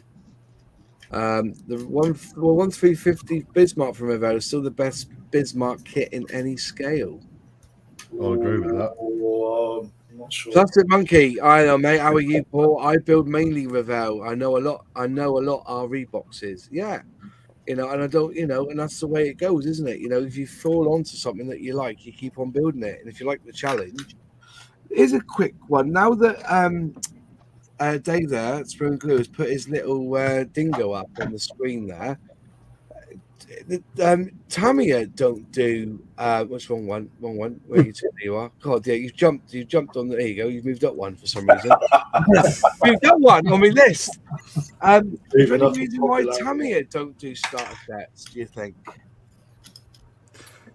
I think they just target as can't think of a better word really, but like an experienced modeller's kit. Yeah. I think because they've always been very detailed, engineered and all that. And I think they just purposely aim at like being more of an experienced model than anything else. I think. On the flip side, I was just going to say was Tamiya's 148 armor range, like that dingo that would make great starter sets. Yeah. Well, and what's surprising is because they have starter sets for their RC stuff, for their mini 4-wheel drive stuff. Like, they have starter sets, but for their other hobbies. And that's always been curious to me. Yeah. But as I said, when you think of it, when I think Champion Scale Modeler reckons that if you, for a starter, a 148 plane from Tamiya is the best way of getting into scale modeling. Mm-hmm. Yeah. I agree. Yeah, I think I would, to be honest. I disagree with that statement. Well, nobody cares what you think, so. I completely disagree with that, but again, to be honest, because I've built a lot of Tamiyas. I'm one of the Tamiya's fanboys, to be fair, and I think their kits generally, like I said, I think a lot of their kits are built engineered really well, and they tend to fit pretty much like 90% of the time. But the instructions are a little bit harsh, though, aren't they? Yeah, they can be sometimes, I think, but I don't know. For a build, I think they go together really nicely. I think, I agree with that statement 100%. I think one of my, I don't want to say issues per se, but I guess hesitations is because Tamiya is touted as much as they are by being the shake and bake kits, that people think that they are infallible and unable to have issues. And that isn't the case. And I think that if people hear, Tamiya is perfect, they're the best, and now they have starter sets as a beginner, I need a Tamiya, and then they get one that does have a little bit of a, idiosyncrasy to it, for lack of a better phrase, like that could hit weird, I guess. Yeah. There's something to be said about walking into a Revell kit knowing Revell is crap, and walking into a kit thinking it's going to be amazing and it being okay. You know what I mean? Yeah, because I think for a starter kit, they would have to go to keep the price point reasonable for them. It would be an old mold. Or an exactly. Old tool. We don't know they're not bad. Which I don't think is inherently bad. Again, for a starter, a one. Yeah. I would again go with the 148 Tamiya aircraft because the parts are bigger. The older ones don't tend to have that many parts. It doesn't have to be a perfect fit for a starter, as long as it fits. As long as it's not like warped and doesn't go together, because then you would absolutely put anybody off. I think even their old kits still go together well. Personally, that's me. I mean, like I said, we all have different ideas and different experiences, but I personally think they go really well. But the thing with that, Sully, is that we know what we're doing. Oh, I tend to believe that I know what I'm doing. Don't get me wrong. I have no idea what I'm doing. I can promise you that I never know what I'm doing. I just turn up. We all know if he makes a mistake, he hides it with a bird's nest, anyway. Yeah. Oh, I went and got it. I went in for a cup of tea. I thought, while I'm there, I'll get it. I get it. The thing with the 48 scale is that if there is a mistake, it will be amplified, and the scale model will be a lot more frustrated. I had a couple of persons on my Discord building Tamiya because they are the perfect kits. They started with 48 scale, and they came to me and I'm frustrated. I thought Tamiya was great, and said, right, is your first kit? Yes. Right, let's do this. Let's start doing a 70-second Spitfire from Airfix, for example. And we done that. And then we evolved to another 70-second scale model. And when they built up the confidence, right, now you move to Tamiya. And they moved to the 48 and go, right, the skills we got from the 70-second makes all the difference on the 48, and we are enjoying a lot more at the moment. And that's exactly what I was meaning, what I was saying about how people can get sold into Tamiya being this perfect thing, and then... Yeah. Again, for me personally, and I'm guilty as charged if you guys suspicious me, I think Airfix starter sets are the best ones to start a person to start on scale modeling. They go well together. They have a few issues, but they are 70-second scale. They're not so noticeable if you build in them. And if you ask for advice, they are easily fixable. And then you can transfer those skills to the bigger airplanes. And then from there, yes, Tamiya is good. I can't refute that. But for a starter, for a person starting their first kit, I don't think it's advisable. But I think the problem with that, though, is that they're not starter sets. The kits, I agree, are perfect starter kits. But the kits that they're producing at the moment, the sets they're producing aren't starter sets. So that's what I was just going to say. Was I was going to quickly go through the comments that people have left, because I think they're quite important. Like Lord Bodford said, Tamiya kits are lovely, but are a bit complicated for a novice. Now, for one thing, schemes and painting schemes would be, some of them are very, very difficult. And I'm not, and some of those decals. I was about to say the decals. So you got that. Going down through, old simple Tamiya kits from the 70s are a good start because they're simple and fit well. That's right, in the 70s they were. For instance, like they said, the Tamiya Brewster would be great as it has maskings and is easy to build. Correct, quite so. But again, when you're talking about painting it up, that's another part of it. People are saying here that the Tamiya 135th Panzer II, perfect starter set. I kind of agree. With that. One coat. That's all you need. One color brush, and you're done, aren't you? On that one. So that's a fair shout. 35 euros on it. Oh, sorry. That's not what I'm looking for. Is it going down a bit? Looks like any. I've lost the. Where is it going? I've lost one of these. Anyway, somebody was saying, oh yeah. For a simple, low-impact, low-intensity build, I like those Tamiya 1-100 scale aircraft. Again, very, very good.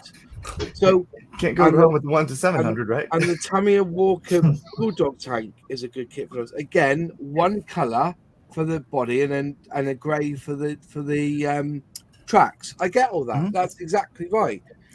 And I think people have got a really good point with that. With Tamiya, we're talking tanks here, but are we then saying that what would be the perfect way for a scale modeler to actually build a kit?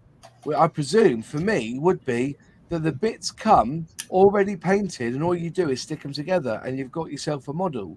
Or do you get a model that's already built for you and then all you got to do is paint it? Wouldn't that be the best way of getting into scale modeling? Just putting it out there. No, because you're not getting all the skills. You're not getting the whole experience. No. I don't think you're not learning by doing. Yeah, as somebody who loves snap builds, that's kind of already painted. Just by a set of Legos will be simple. To me, you see that lightning in front of you?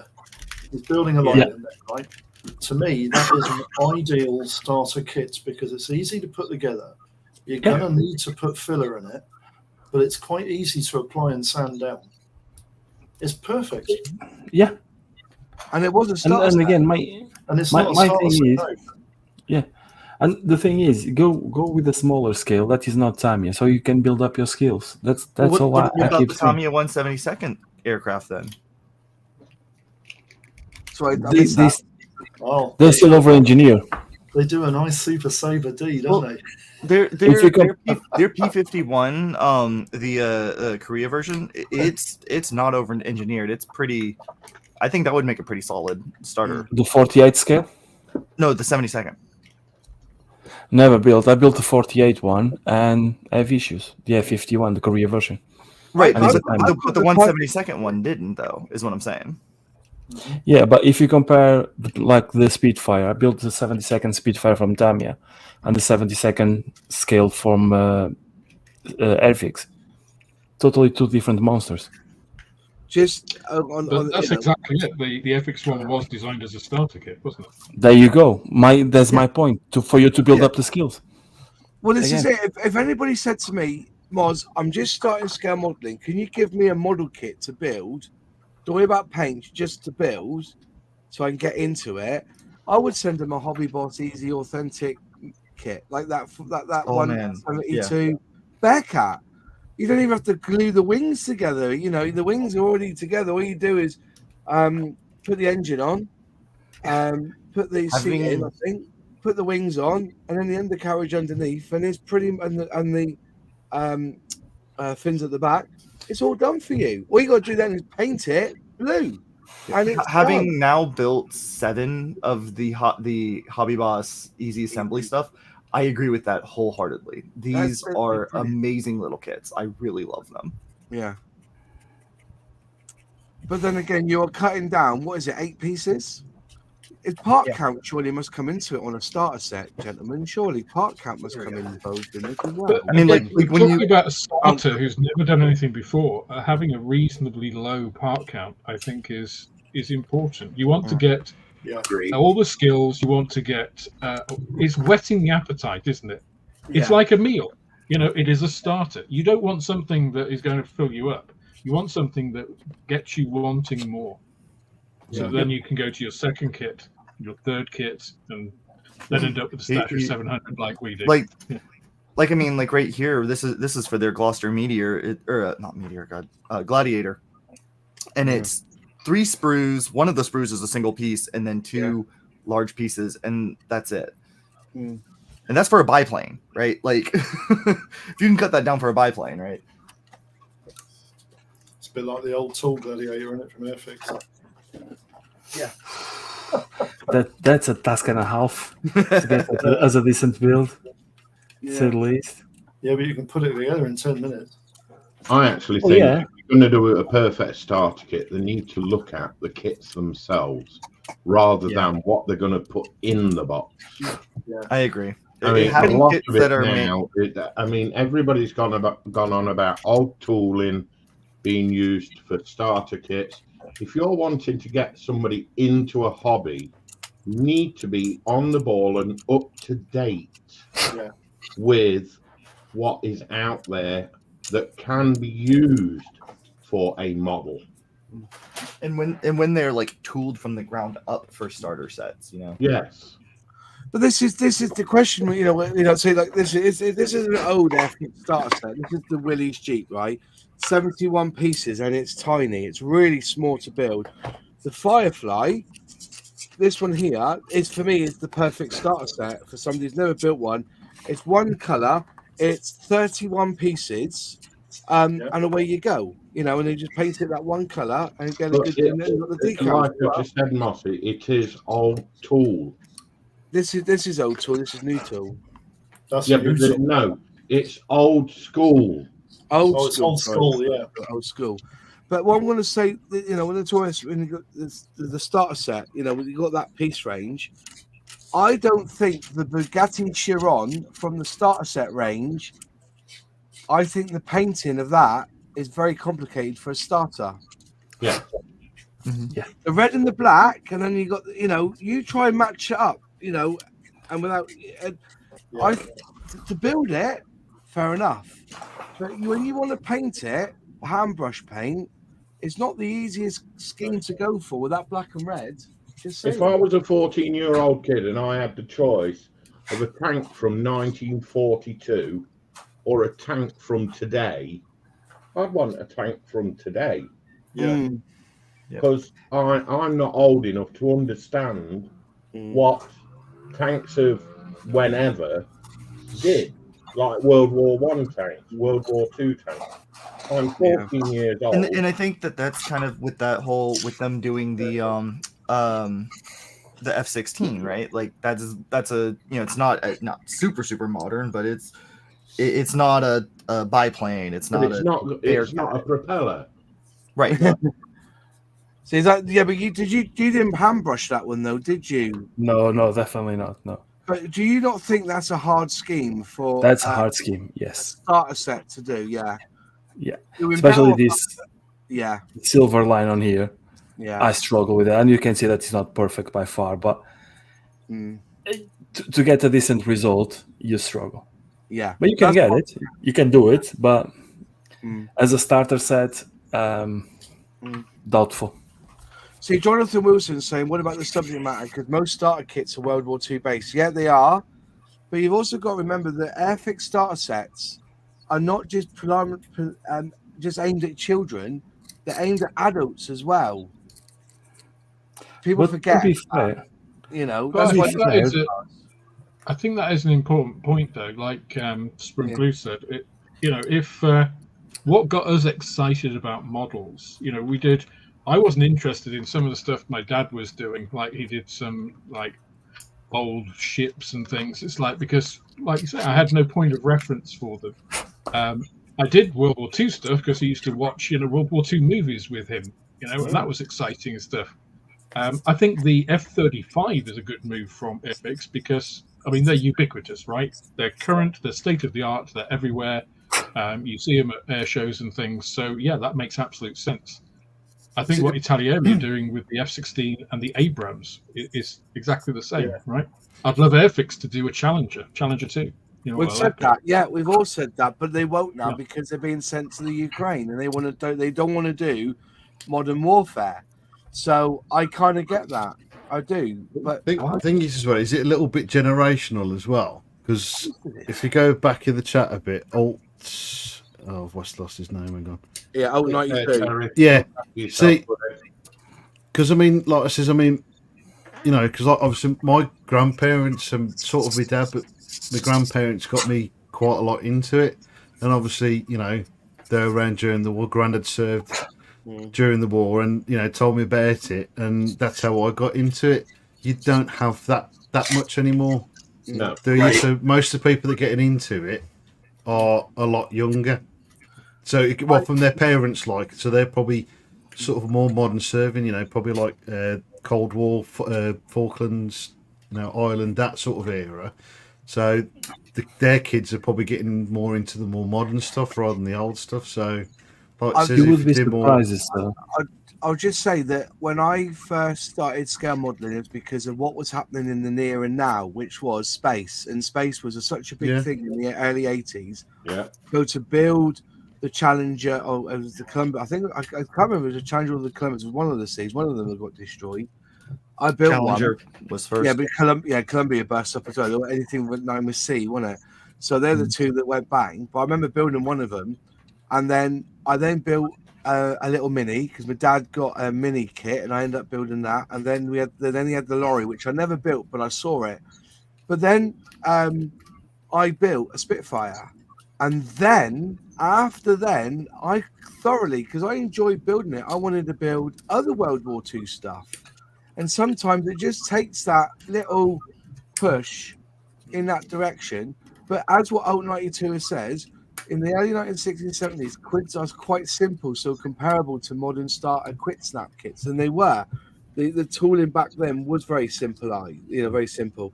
But also with scale modelers, we want accuracy and we want to create the best model we can with what we're given.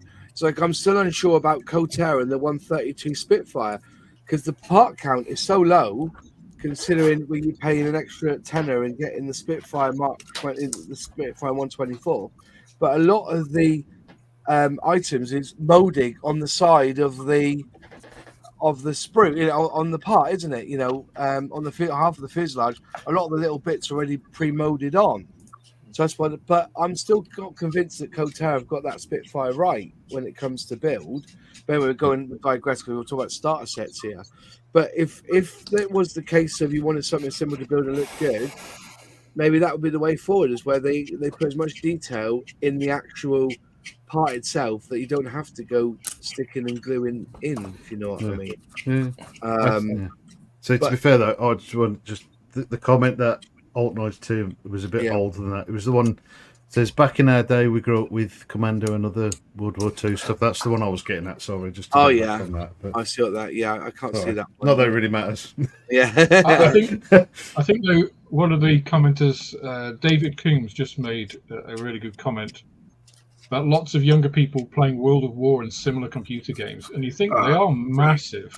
These things.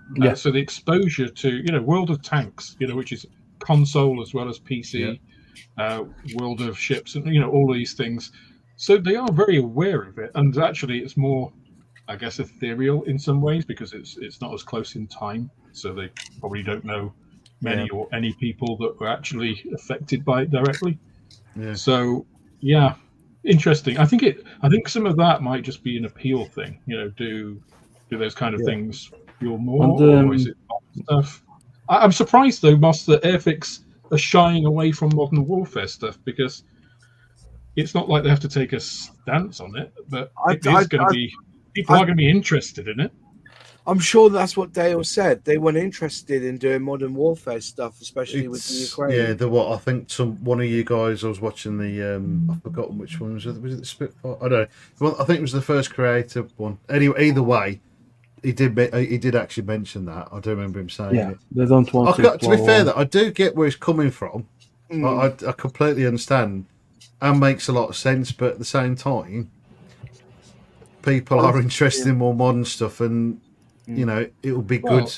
I Good think for they Airfix got, to many do. YouTube- they got bitten with How many the YouTube channels have grown up over the Ukraine conflict? How many people are True. watching, javelins taking out T-72s and T-60s and stuff? yeah. They're interested in what Right. leopards Those are doing. The thing is, though, they could It's still a massive thing. they can still go modern without being ultra modern.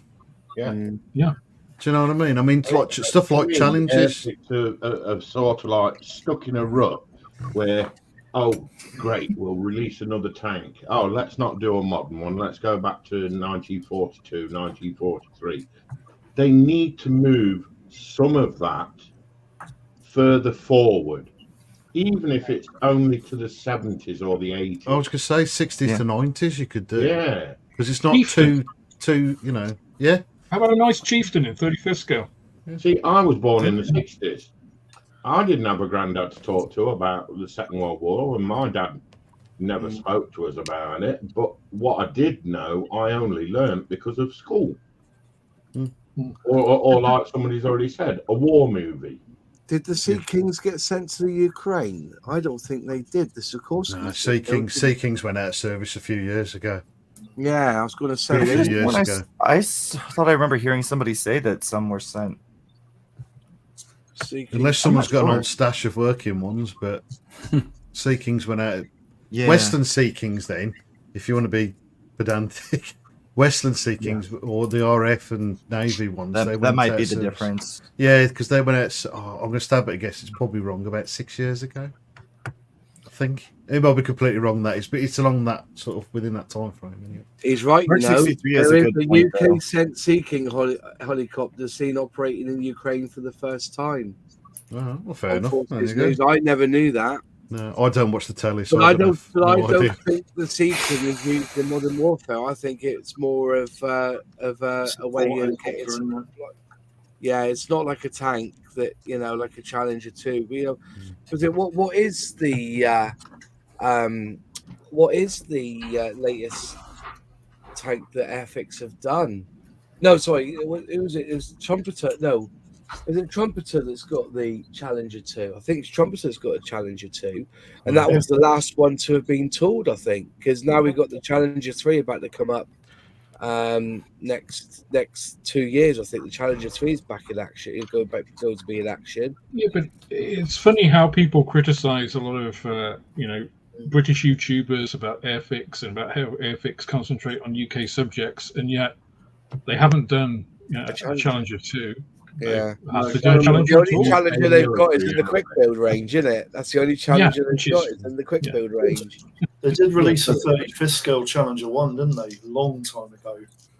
I don't Wasn't think- there tooling though, was it? No, it wasn't. It wasn't an Airfix tooling. It was, So was it like Tallery or no? Academy? it was Academy, wasn't it? Yeah. Yeah. And you can't buy it no more. But do you think they were? That's because they were burnt so hard with the Operation Herrick and that bloody building that was Probably. up there? Mm. And that that's why makes they that makes decided not sense. to go there. Yeah, they got you hammered know? on that, didn't they? But then again, look at all the people who got hoodwinked by the ghost of Kiev. Everybody jumped on that frigging bandwagon, and it was a load of bollocks. You know what I mean? And they're still doing it now. Yeah. Releasing these kits with and to be fair, does anybody really know what the plane was that they keep saying was a ghost of Kiev? They're just making the decal schemes up as they go along, don't they? Well, they're basically. I mean, the camouflage scheme is the Ukrainian digital camouflage is cool, right? And now they're saying the ghost of Kiev is symbolic rather than an actual thing. Yeah. But it's done at ICM no harm, has it? No, Oh, definitely not. but then they're Ukrainian anyway, though, aren't they? So They do a lot of very, very focused Ukrainian stuff. yeah. They make no. I mean, why would they make any bones about it? But yeah. If you wanted to build a really accurate KA-50, would it have to have smoke coming out the back of it? I think I've got one here. Because every Well, video I've smoke seen coming out of the There you go, Ukraine there's, is like one of them falling out the sky after it's been hit by a shotgun or something, isn't it? Yeah. I've just got to spray it black, and then it's fine. Yeah, it was like, And we're good to go. Yeah. Ryan Scale Model has said that the Challenger tank from Airfix will make a great start set. See, I've got a list of 20 kits because I'm going to do a video, and because Alex gave me this great name of Mostradamus that I'm going to predict what kit is going to come out. I love it. So I've been putting a list up, and because I think that in the next 12 months there's certain kits that you may see Airfix make, but most of them is a want list. And like we're saying, a starter set challenger would be brilliant. It really would. We can go on, and there's other, I'd like to see a new tooled starter set for the Concorde, because in theory you could, I've seen basic Concords, and you could in theory make a starter set of the Concorde. Just gonna have to, all you'd have to do for that Concorde is if you think about it, the fuselage in 2 halves, put them together. The wings is 1 bit put together. Okay, that's just part of it together. Then the undercarriage, just make sure they're molded in 1 piece. Then the wheels separate for the front and back, and then where the engines are at the back, just make that 1 big long section, and make sure that there's a lip. So when you put on the what are they called, there's a name for them in there on the back. Have that as 1 piece. So you go 12, 15 parts. You can make, and I don't. People say it's not iconic. It's one of the greatest things that came out of the factory after the war. The fact that Lego is now coming out with the Concorde, that has some meaning there, right? It's got meaning. So they need to get on the jump on the bandwagon soon. For an Airfix starter Concorde, I wouldn't even bother with undercarriage. I'd have a nice little flight stand and have it. Exactly. Concorde, wheels up. You know what we should do, Ross, and this is for everybody as a group. In December, we should all make our predictions for 2024.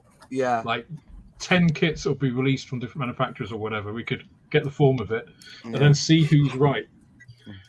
We'll have to do some sort of prize for the winner. See if Nostradamus is actually the greatest predictor. I predicted a Land Rover, so I'm having that. I'm taking that. Taking that one with me. Do you think someone will bring a new Land Rover out? The new Defender? They always do. As soon as Airfix do something, Tammy will do it in 148. Come on, let's get real. That's what they always do, isn't it? Yeah, but the old Land Rover is still the old Land Rover. The new Defender hasn't been released by anyone yet, has it? No, it hasn't. I'll tell you who will probably release that will be Italy, because that's the kind of thing they would do. I've got that Fiat 500. Release 3 or 4 under their different companies. I've got this one from Italy. It's a phenomenal looking kit inside. They've done it really, really well. And so many, you see those Fiat 500s everywhere, normally on their side with a rusting exhaust with that repaired exhaust tape around them, keeping it all together. But I've seen a few on their side. They don't seem to, when they hit something, they seem to bobble and tip, So, so many Sherman kits, but hardly an M3 Lee or a Grant kit. And I think that's because Tammy have got that market. Yeah. I think I Love Kit the 1/16th, didn't they, this year? Who did, sorry? I think your favourite brand, Moss. I Heart Kit. Oh, I Heart Kit. Fucking hell. I Heart Kit, honestly. Oh, what a lump of shit a name. It's like I Heart Radio in the States, isn't it? Crumbs. I Heart, honestly. I wouldn't even buy a kit because it's got a shit name. So if it's got Mr. Craft on it, I don't buy it because it's a shit name. I tell you what, though, Moss, I got as you know, I got an I Heart kit, but it was in a job lot of HMS Hood. Oh yeah. With their detail upset, and oh my god, the stuff they give you. Yeah. They give you I don't know, it must be like 0.5 millimeters or less thick wooden deck to go on the plastic. Brass barrels for all of the guns, photo etch, steel. Phenomenal. I mean, I would never attempt it, but you get a lot. Be back in 2 minutes. That's right. Yeah, scale mates do. Sorry, scales. AK do have a short wheelbase Land Rover, but Airfix have a Land Rover in 176. But it's not their tooling. It's if it's with the Bloodhound, yes, it would be their tooling. But it's a JB models, and the 143s they released all those years ago were hella.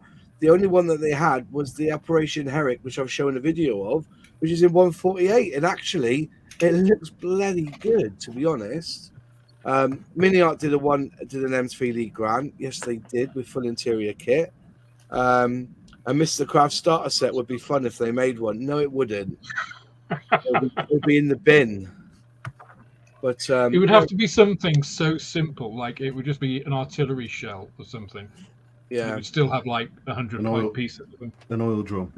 Yeah. Yeah, 3 piece. Yeah, Land Rover. They you know. So, Mosty, I've got a question for you that I was asked about prior to coming on tonight, and I said I would ask in the chat. Okay. How many people are going to the 60th anniversary of the International Plastic Modelers Society this year? Where is it held to? Where is it normally held? In Telford. Yeah. Telford, yeah. Is the APM? Yeah, is it? Sorry, I'm thinking of America then. Sorry. No. It's Telford show. Yeah, No, can't go there, you freeloader. I won't be there on Saturday. I won't be there on the Saturday, but I might be there on the Sunday. It depends what's going on. I've got a gig on the Saturday night for an 18th birthday, so I may go up during the day, drive up, and then come back, and then go up again on the Sunday. I don't know yet. I haven't decided what I'm going to do. I was going to go on the day that most of us were going to try and catch up with everybody. Sunday will probably be the best one for me. My idea is to get there by Friday evening and come back on Sunday afternoon. Oh, you're doing the full hog, are you, Nini? Yeah, because there's people from Portugal going on. There's you guys that I want to be with as well. So one day is not going to be enough to be with everyone. So I want to make the most as I'm going. I want to make the most out of the show. Yeah, I'll probably do the full weekend. Probably not Friday, but I'll go Saturday, Sunday. It's on the Friday though, is it? It's Saturday, Sunday, isn't it? Saturday, yeah, but Friday evening people start meeting up around. So I might meet with some Portuguese people on Friday. You guys, whenever you guys go, either Saturday and Sunday, and there's a lot of other people that I know that they are going as well. So yeah, I might do the 3 days. Yeah. Chief AAA, that's my big bugbear, that no display stands, including Airfix plane kits anymore. Nobody does them though. Nobody puts a stand in. The only ones I know of is the Airfix starter sets, but they're particular for that kit. But you can buy them separate. They do need a redesign because when you do it, you know, to me, those old stands are only good if you're doing a Star Trek model, because that's what it looks like, the Star Trek badge. So they can get rid of that and design something a little bit more. And they never look safe anyway. If you see the point where they go in, it's like crumbs, you know. And also, in all honesty, I still reckon, and we're going to have this debate over time and time again. I still think that 80% of kits that are built with gearing down, not gearing up. Yeah, they are. So why would they bother, you know, with a stand when you can? Look, you can't have everything in a model kit. You really can't, you know, and that's why pilots are going, because we didn't realise until we were told how expensive it is to design a pilot, because it's not a case of just scanning a picture and putting it in the computer like they can do there. They've got to mold it. It's a physical molding. Then they've got to shrink it down and then add it in. It just doesn't. No, it's not the same. It really isn't. Crash land. You know. So, and if you really want a decent model, you can go up to Hornby and get the Simon Kohler one now for $6.99. I did gas Airfix for 148 Royal Naval Sea King at Tankfix this year. At the A1 show, I've asked them for a 148 Navy Phantom, so that's my prediction for 2024. Good luck on that one. But as I say, we can talk about schemes, what they're going to bring out this year. I still think they're going to release a new Vulcan scheme next year. That's on the prediction of one of mine. I think they'll do that. So, but yeah. So I'm not being funny. You've got insider information on your side. I have no insider information. If anything, we have to get on the plan. I'll tell you this much now. Dale can hold in a shit. Right? He will not. He don't leak nothing. That man. Nope. He is so. I did kind of chuckle at Jonathan Mock because I saw him at the model show at Avon, and I was talking to him about the Sea King, and they said, oh, they wrote me an email because he's been off all ill, bless him. Get well soon, by the way. He's looking really, really well. He's got a massive big scar on his head that he showed me. It's like, whoa, you know, when they're operating on your brain and stuff. He's getting well, but we love him. Brilliant guy. That's good. And he said that they got the announcement saying that they're releasing the Sea King. And he panicked because he thought that they had already announced it back at the range launch. He completely didn't realise that they were going to release it now. And he said it's lucky he never mentioned it in other live streams. He was because of all the releases that they had at the beginning of the year, he didn't realise that Airfix were going to release the Sea King out of the blue like they did. So he needs to make sure and read up on what's being released in information-wise. So, you know. But as I said, it's I guarantee 148 AEW Gannett next year. Dale defended their position too robustly whenever asked. My political spider senses tingled during his replies. They can't do it with that kit though, can they, with the AEW Gannett? It's a totally different shape if I'm right. Is that correct? Or am I Yeah. It's a totally different shape, isn't it? Yeah, it's got a big massive dome underneath it. Yeah, you can't build it with what they've got. So you'll never see it, unfortunately. It would need a completely new tool for the fuselage. Want to build a flash-ridden disaster kit? Anything from Smur models. They are very cheap in price and it shows. Well, a lot of the Tannery is Smur, isn't it? The older kits is Smur. And Isai, isn't it? Wesky. A lot of them are Hella. Yeah. A lot of them are Hella kits. Is Moss going to retain it? No, he's not. I wish he was. I wish I was. Are you taking some models up to Telford to auction them? No, I'm not. Not this year. It's just too much aggro.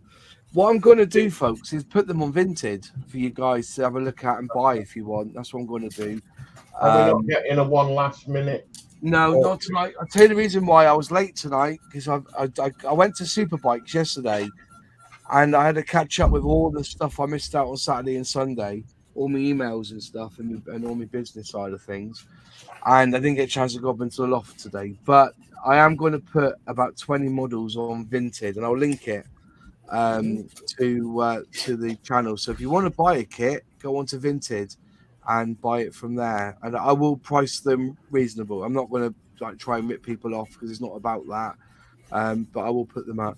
I predict that Airfix will bring out a plastic kit next year. Do I win? That's a safe bet. I think no, because it'll probably be more than just one. Yes. You're right. Some Tannery kits are Tamiya and vice versa. That's correct. Which is Mod. What is the future of your podcast? I think it's the best podcast available. I left a fast 5-star review on the last episode. I hope you continue with it. Well, I'm touched. Alex, tell him. We have 2 episodes in the can. It's just editing time. So if any of you guys want to edit a podcast or know somebody who's an editor with who's really cheap with a bit of spare time, it's just getting the time. It takes basically takes a day to edit an episode. And obviously with the shop, with our channels and a normal life jobs, it's just a matter of finding time to get the episodes edited. So thank you for the praise. Yeah. I fully agree. It is the best podcast available. You should all go listen to it. And to be fair, me and Alex have got some really good plans. We've got some top people who want to come on board and talk to us on the podcast. But unfortunately, it's just that editing. And, you know, it's not like video editing where you can record something, put on the computer, edit that bit, then go back to the bench. We talk for 3 hours and try to condense it down in 2. Now, I have no idea. Editing audio is not my game. You know, I edit from my video. It's simple because it's in iMovie. And because it's visual, it's easier to edit visually than it is to edit audibly. And but if there's anybody out there that could do it, I will flood you with model kits if you could help me and Alex out, because we have got some brilliant content on those, and I love doing it with Alex because I think me and Alex kind of bounce off each other really well. you know, and I like the guy as well. To be fair, you know what I mean. So when you do it with somebody that you like and you want to spend time with, it's a good little podcast. So. So Boldly Girls just said, I predict Moz will have a semi at next year's Airfix releases. Only a semi. Only a semi, yeah. Detached. Why are they doing a bear cat? They're not doing a bear cat that I know of. Doc Brown scale models. Models, hit me up. Let's talk. If you could do that for us, mate, that would be wonderful. Email me, my friend. We have got a little bit of funds. If it does cost money, but if anybody could help us with podcast, me and Alex would be delighted. We have a Discord called Beyond the Box. So if you're on Discord, please follow us on there and contact us through there, because it would be absolutely fantastic if we had an editor. If we had an editor, we could probably push out more podcasts, can't we, Alex? Oh, we can slam out one a week if we got an editor. Yeah, if we had an editor. The only thing that takes time is finding the kits to put in. Stick fucking twist. It's a nightmare. I cry like, oh no. To be fair, though, we usually do that on the day. On the day, I get a little email link. I get an email link from Alex saying this is stick twist. Or was it by? Was it no? What is it? We call it again? Oh, I forgot what it's called now. Hit miss or twist. Hit miss or twist. That's the one. How could I forget that? And he'll send it to me at 9 o'clock. I'm there on scale, mate. Would it be possible to put a link in for the podcast? Exactly, we will do. If you actually look at the channel, if you look underneath the description, we do have the link there. So if it's called Beyond the Box. Let me just click on it to get it up. There you go. I think there's 5 up so far, I think. So there's the link for the podcast. So that should be up now. And also, if you look in the description of this video, it takes you to there. And was it only showing the one on this one? But if you actually click on all episodes at the top, it will take you to, actually, I'll do that one actually. Let's ignore the original ones that Alex did. We are the ones called Beyond the Box. I think he's got like the HUD Systems podcast, which is his own podcast on there. Can you get rid of them, Alex, or is it they stay on there for life? No, it's because it's all on the same link. Here's a better link if that's better for you. There's a better link for you on that one. And so we've got 1, 2, 3, 4, 5, 6 we've done so far, Alex. That's brilliant, isn't it? So we've got 8, but we've only published 6. We've got, yeah. And I will start to put them on my my Substack as well. I'll put up the show notes and the link in the Substack, so hopefully people look at that. But it's been brilliant. It's the most enjoyable, and hopefully we'll get some of you guys in the channel on the panel here to come and join us as well. We've got lots of ideas, but obviously it's an evening, so we get to our computers at 7 o'clock. We then talk a bit and everything. Then we crack on at about 7:15. And then at 11 o'clock, we decide that one of us needs to go for a piss, and we close the podcast. Well, one of our girlfriend stroke wife is saying, "What are you doing?" Yeah, I thought we were watching a film. Yeah. Mike already told me dinner's ready. You see, somebody's after just one auction there, Moss. I'm not tonight. I'm really tonight. It's popular. Tempted. Think of the camera. Yeah, just one. Yeah, the camera. Click, click, click. So much One step persuaded. closer and you would have been there. Honestly, what can One for me.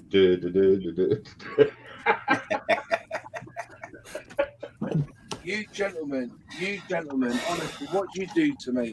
You know you love us. Get on with it. Right. I'm trying to do That's the links answer. here for the. I'm trying to do links here as well for the Substack. Full screen. Full screen. You go. Substack is here. If you want to join up to my Substack and read my things and everything. There you go, Wayne. Model kits. Before you go, let me know when you're free on a Monday night. Come and jump in with us and link it to your channel. You're quite welcome, mate, to jump on because you're an Airfix boy anyway. So All right, so jump Be in. So nice. I'll put the link in for the Substack, and I also invited Nigel's modelling bench to join us tonight, but unfortunately he was out on the beers, so he didn't want to come. So, Oh, it's just but Doc terrible. Brown, I think I've got your email or Discord. I will contact you. But anyways, right then. Okay, so North American P51D Mustang 148. This is a great kit. This one is I'm still tempted. sealed. This one's still sealed. Nuno, you've built this one, haven't you? Not the 48 one.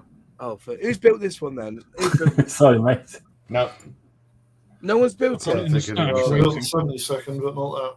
See, this is what I mean. Yeah, he's not lived. This is the perfect starter. I'm joking, right? Forget your tummy, eh? You want to build this, all right? Honestly, you boys, you destroy me. I've got the, I'm trying to. Anyways, where's my phone? I've got to get my phone up and everything and set it for 5 minutes. Crumbs. Or because you boys want to have a go at an auction. Right, where's the timer to? Let me just put that on there so I can't do that. And then go on to timer. And there's the timer. Stopwatch. No, where is it? Timer. 5 minutes. Okay, so 5 minutes on the clock. Right. So you are bidding on a North American P51D Mustang for 148. It's a cracker. An absolute cracker of a build. You will love it. It's still sealed. It comes with 2 flying hours.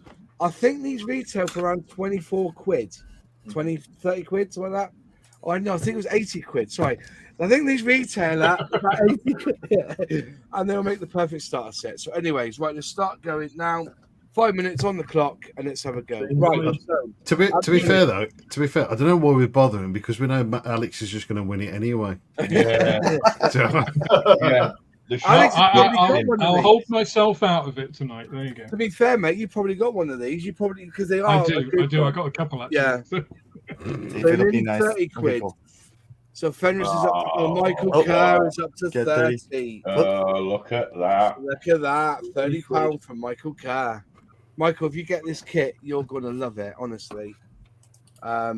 Remember, if you've not bought a kit off me before, I do send the zines. If you haven't, you've probably got the zines anyway, these people. But if you're new to buying one, always if you want me to sign the box, I'll sign the box as well. But make sure you tell me, okay? So 30 quid for this. Don't ruin the kid. North American.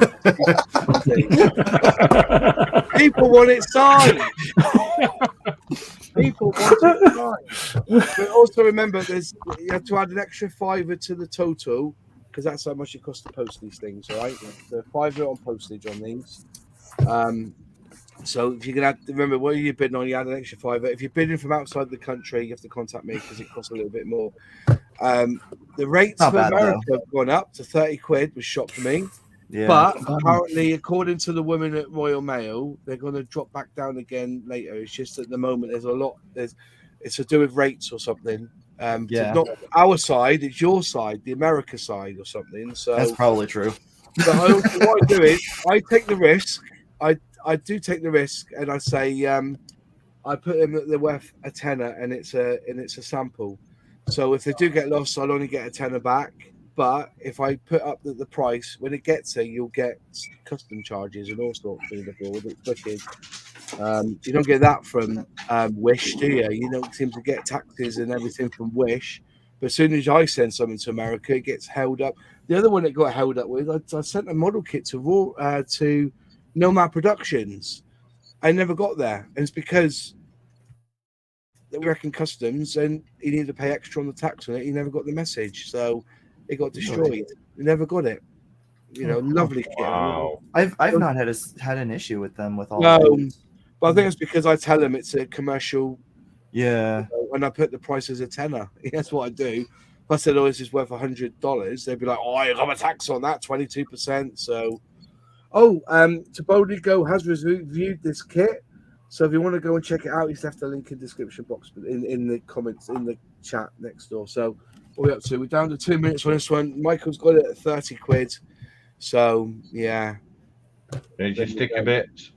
So if you want me to sign it, let me know when you email me, or if you want me. If there's anything else you need, let me know. So I got a load of Tamiya to sell on in a bit as well, where I get my outlaw paints. I'm going to do it each thing singly. Like you're going to bid on a pot of LP1. We got a pound somewhere. We got a pound. I need. What's the specific blues you got? Oh, loads of blues. I can't wait for. I can't wait. Any bear? No. Yeah, he wants that Vallejo blue. Yeah, Vallejo blue. You need to find that exact shade.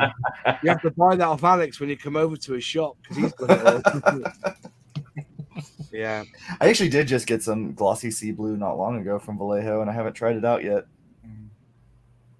I was going to put out the Thunderbirds at some point, the Fab 1 car that I got, but I've decided against it now because I want to spray that one up myself. So I've got an Airbus, a Revell Airbus, but it's Korean, so it's Academy, so it'd be a good kit. So that's one thing Revell could do. Airlines in starter sets, because they're not that difficult to build, are they?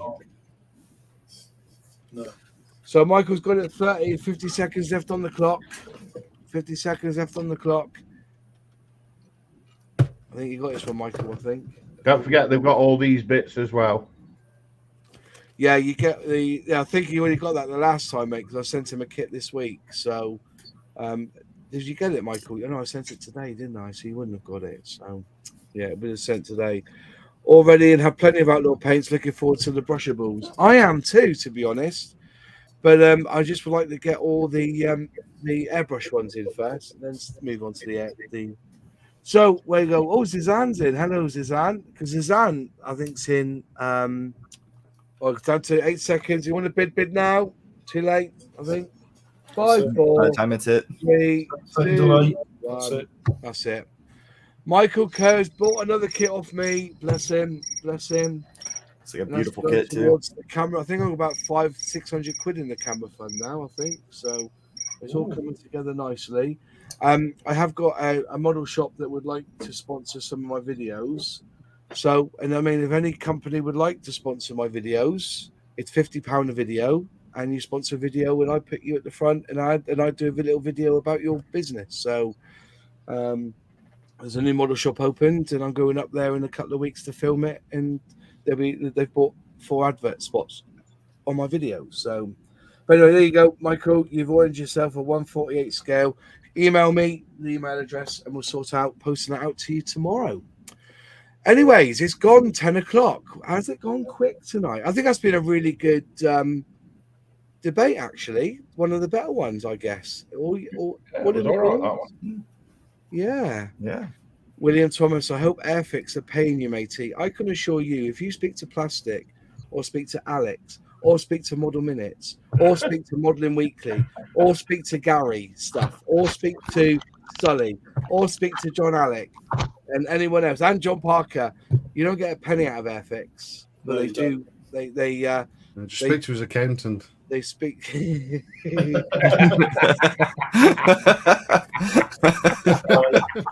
you promote Airfix online, they say thank you very much, and that's as far as they go. Yeah. Yeah, you're paying them. I'm not going to lie. Done, sucker. We have all those who have been to the events have all come away with a model or two, but they do not put anything on that gift. They tell you to say exactly what you feel.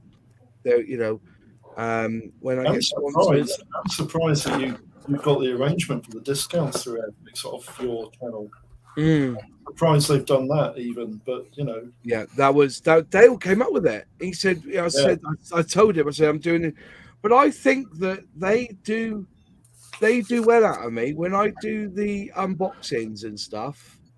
They both get noticed, yeah, and they appreciate that I've done them. So, has Alex got any Sea Kings in his shop? Not yet. There you go.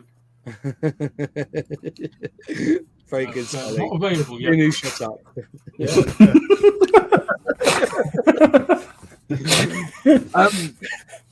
Anyway, thank you all in the chat. We've tried to answer many questions and I've been doing that more and more now. I've got Fenris helping as well, where we try and get your comments on the screen. Even if we don't necessarily comment on them, your comments are truly appreciated appreciated on this stream. So thank you for joining. And Marcus, thank you for joining us for the first time. I hope you like and subscribe. And also, can you please subscribe to the other fellas and mugglers here? Because this is what it's all about, is sharing this this space out. Airfix and Chill is not all about Moz. It's about all these other guys here as well. And we all need your support because YouTube's algorithms are just bastards sometimes, and trying to get our videos seen and work is good. So, yeah, Celtic, I'll see you tomorrow night at Model Club, and I'll see you on Thursday as well at ISCA Scale Model Club as well. So, the Concord discount is still active. I don't know. I think it ran out in August. I think he set it to the beginning of August. But Dale said, I said to Dale, this is what I'm doing my next challenge. He said, would you like a discount code on that? And that's what he did. And I can't fault Dale for supporting that. So, and they sold quite a few Concords as well. So, plus all the other kits that people are using that discount code. We'll say no more. We won't say any more about that in case they don't want to do it again. Anyway, thanks all. Panel, just stay on after when I close this down so we have a quick chat. Anyway, to the rest of you, thank you so much. And we will see you next, I believe it's next Monday. If not, I'll tell you if it's next Tuesday. But have a good one. Bless you all and good night. Bye-bye. Have a good evening off. Bye. Bye-bye.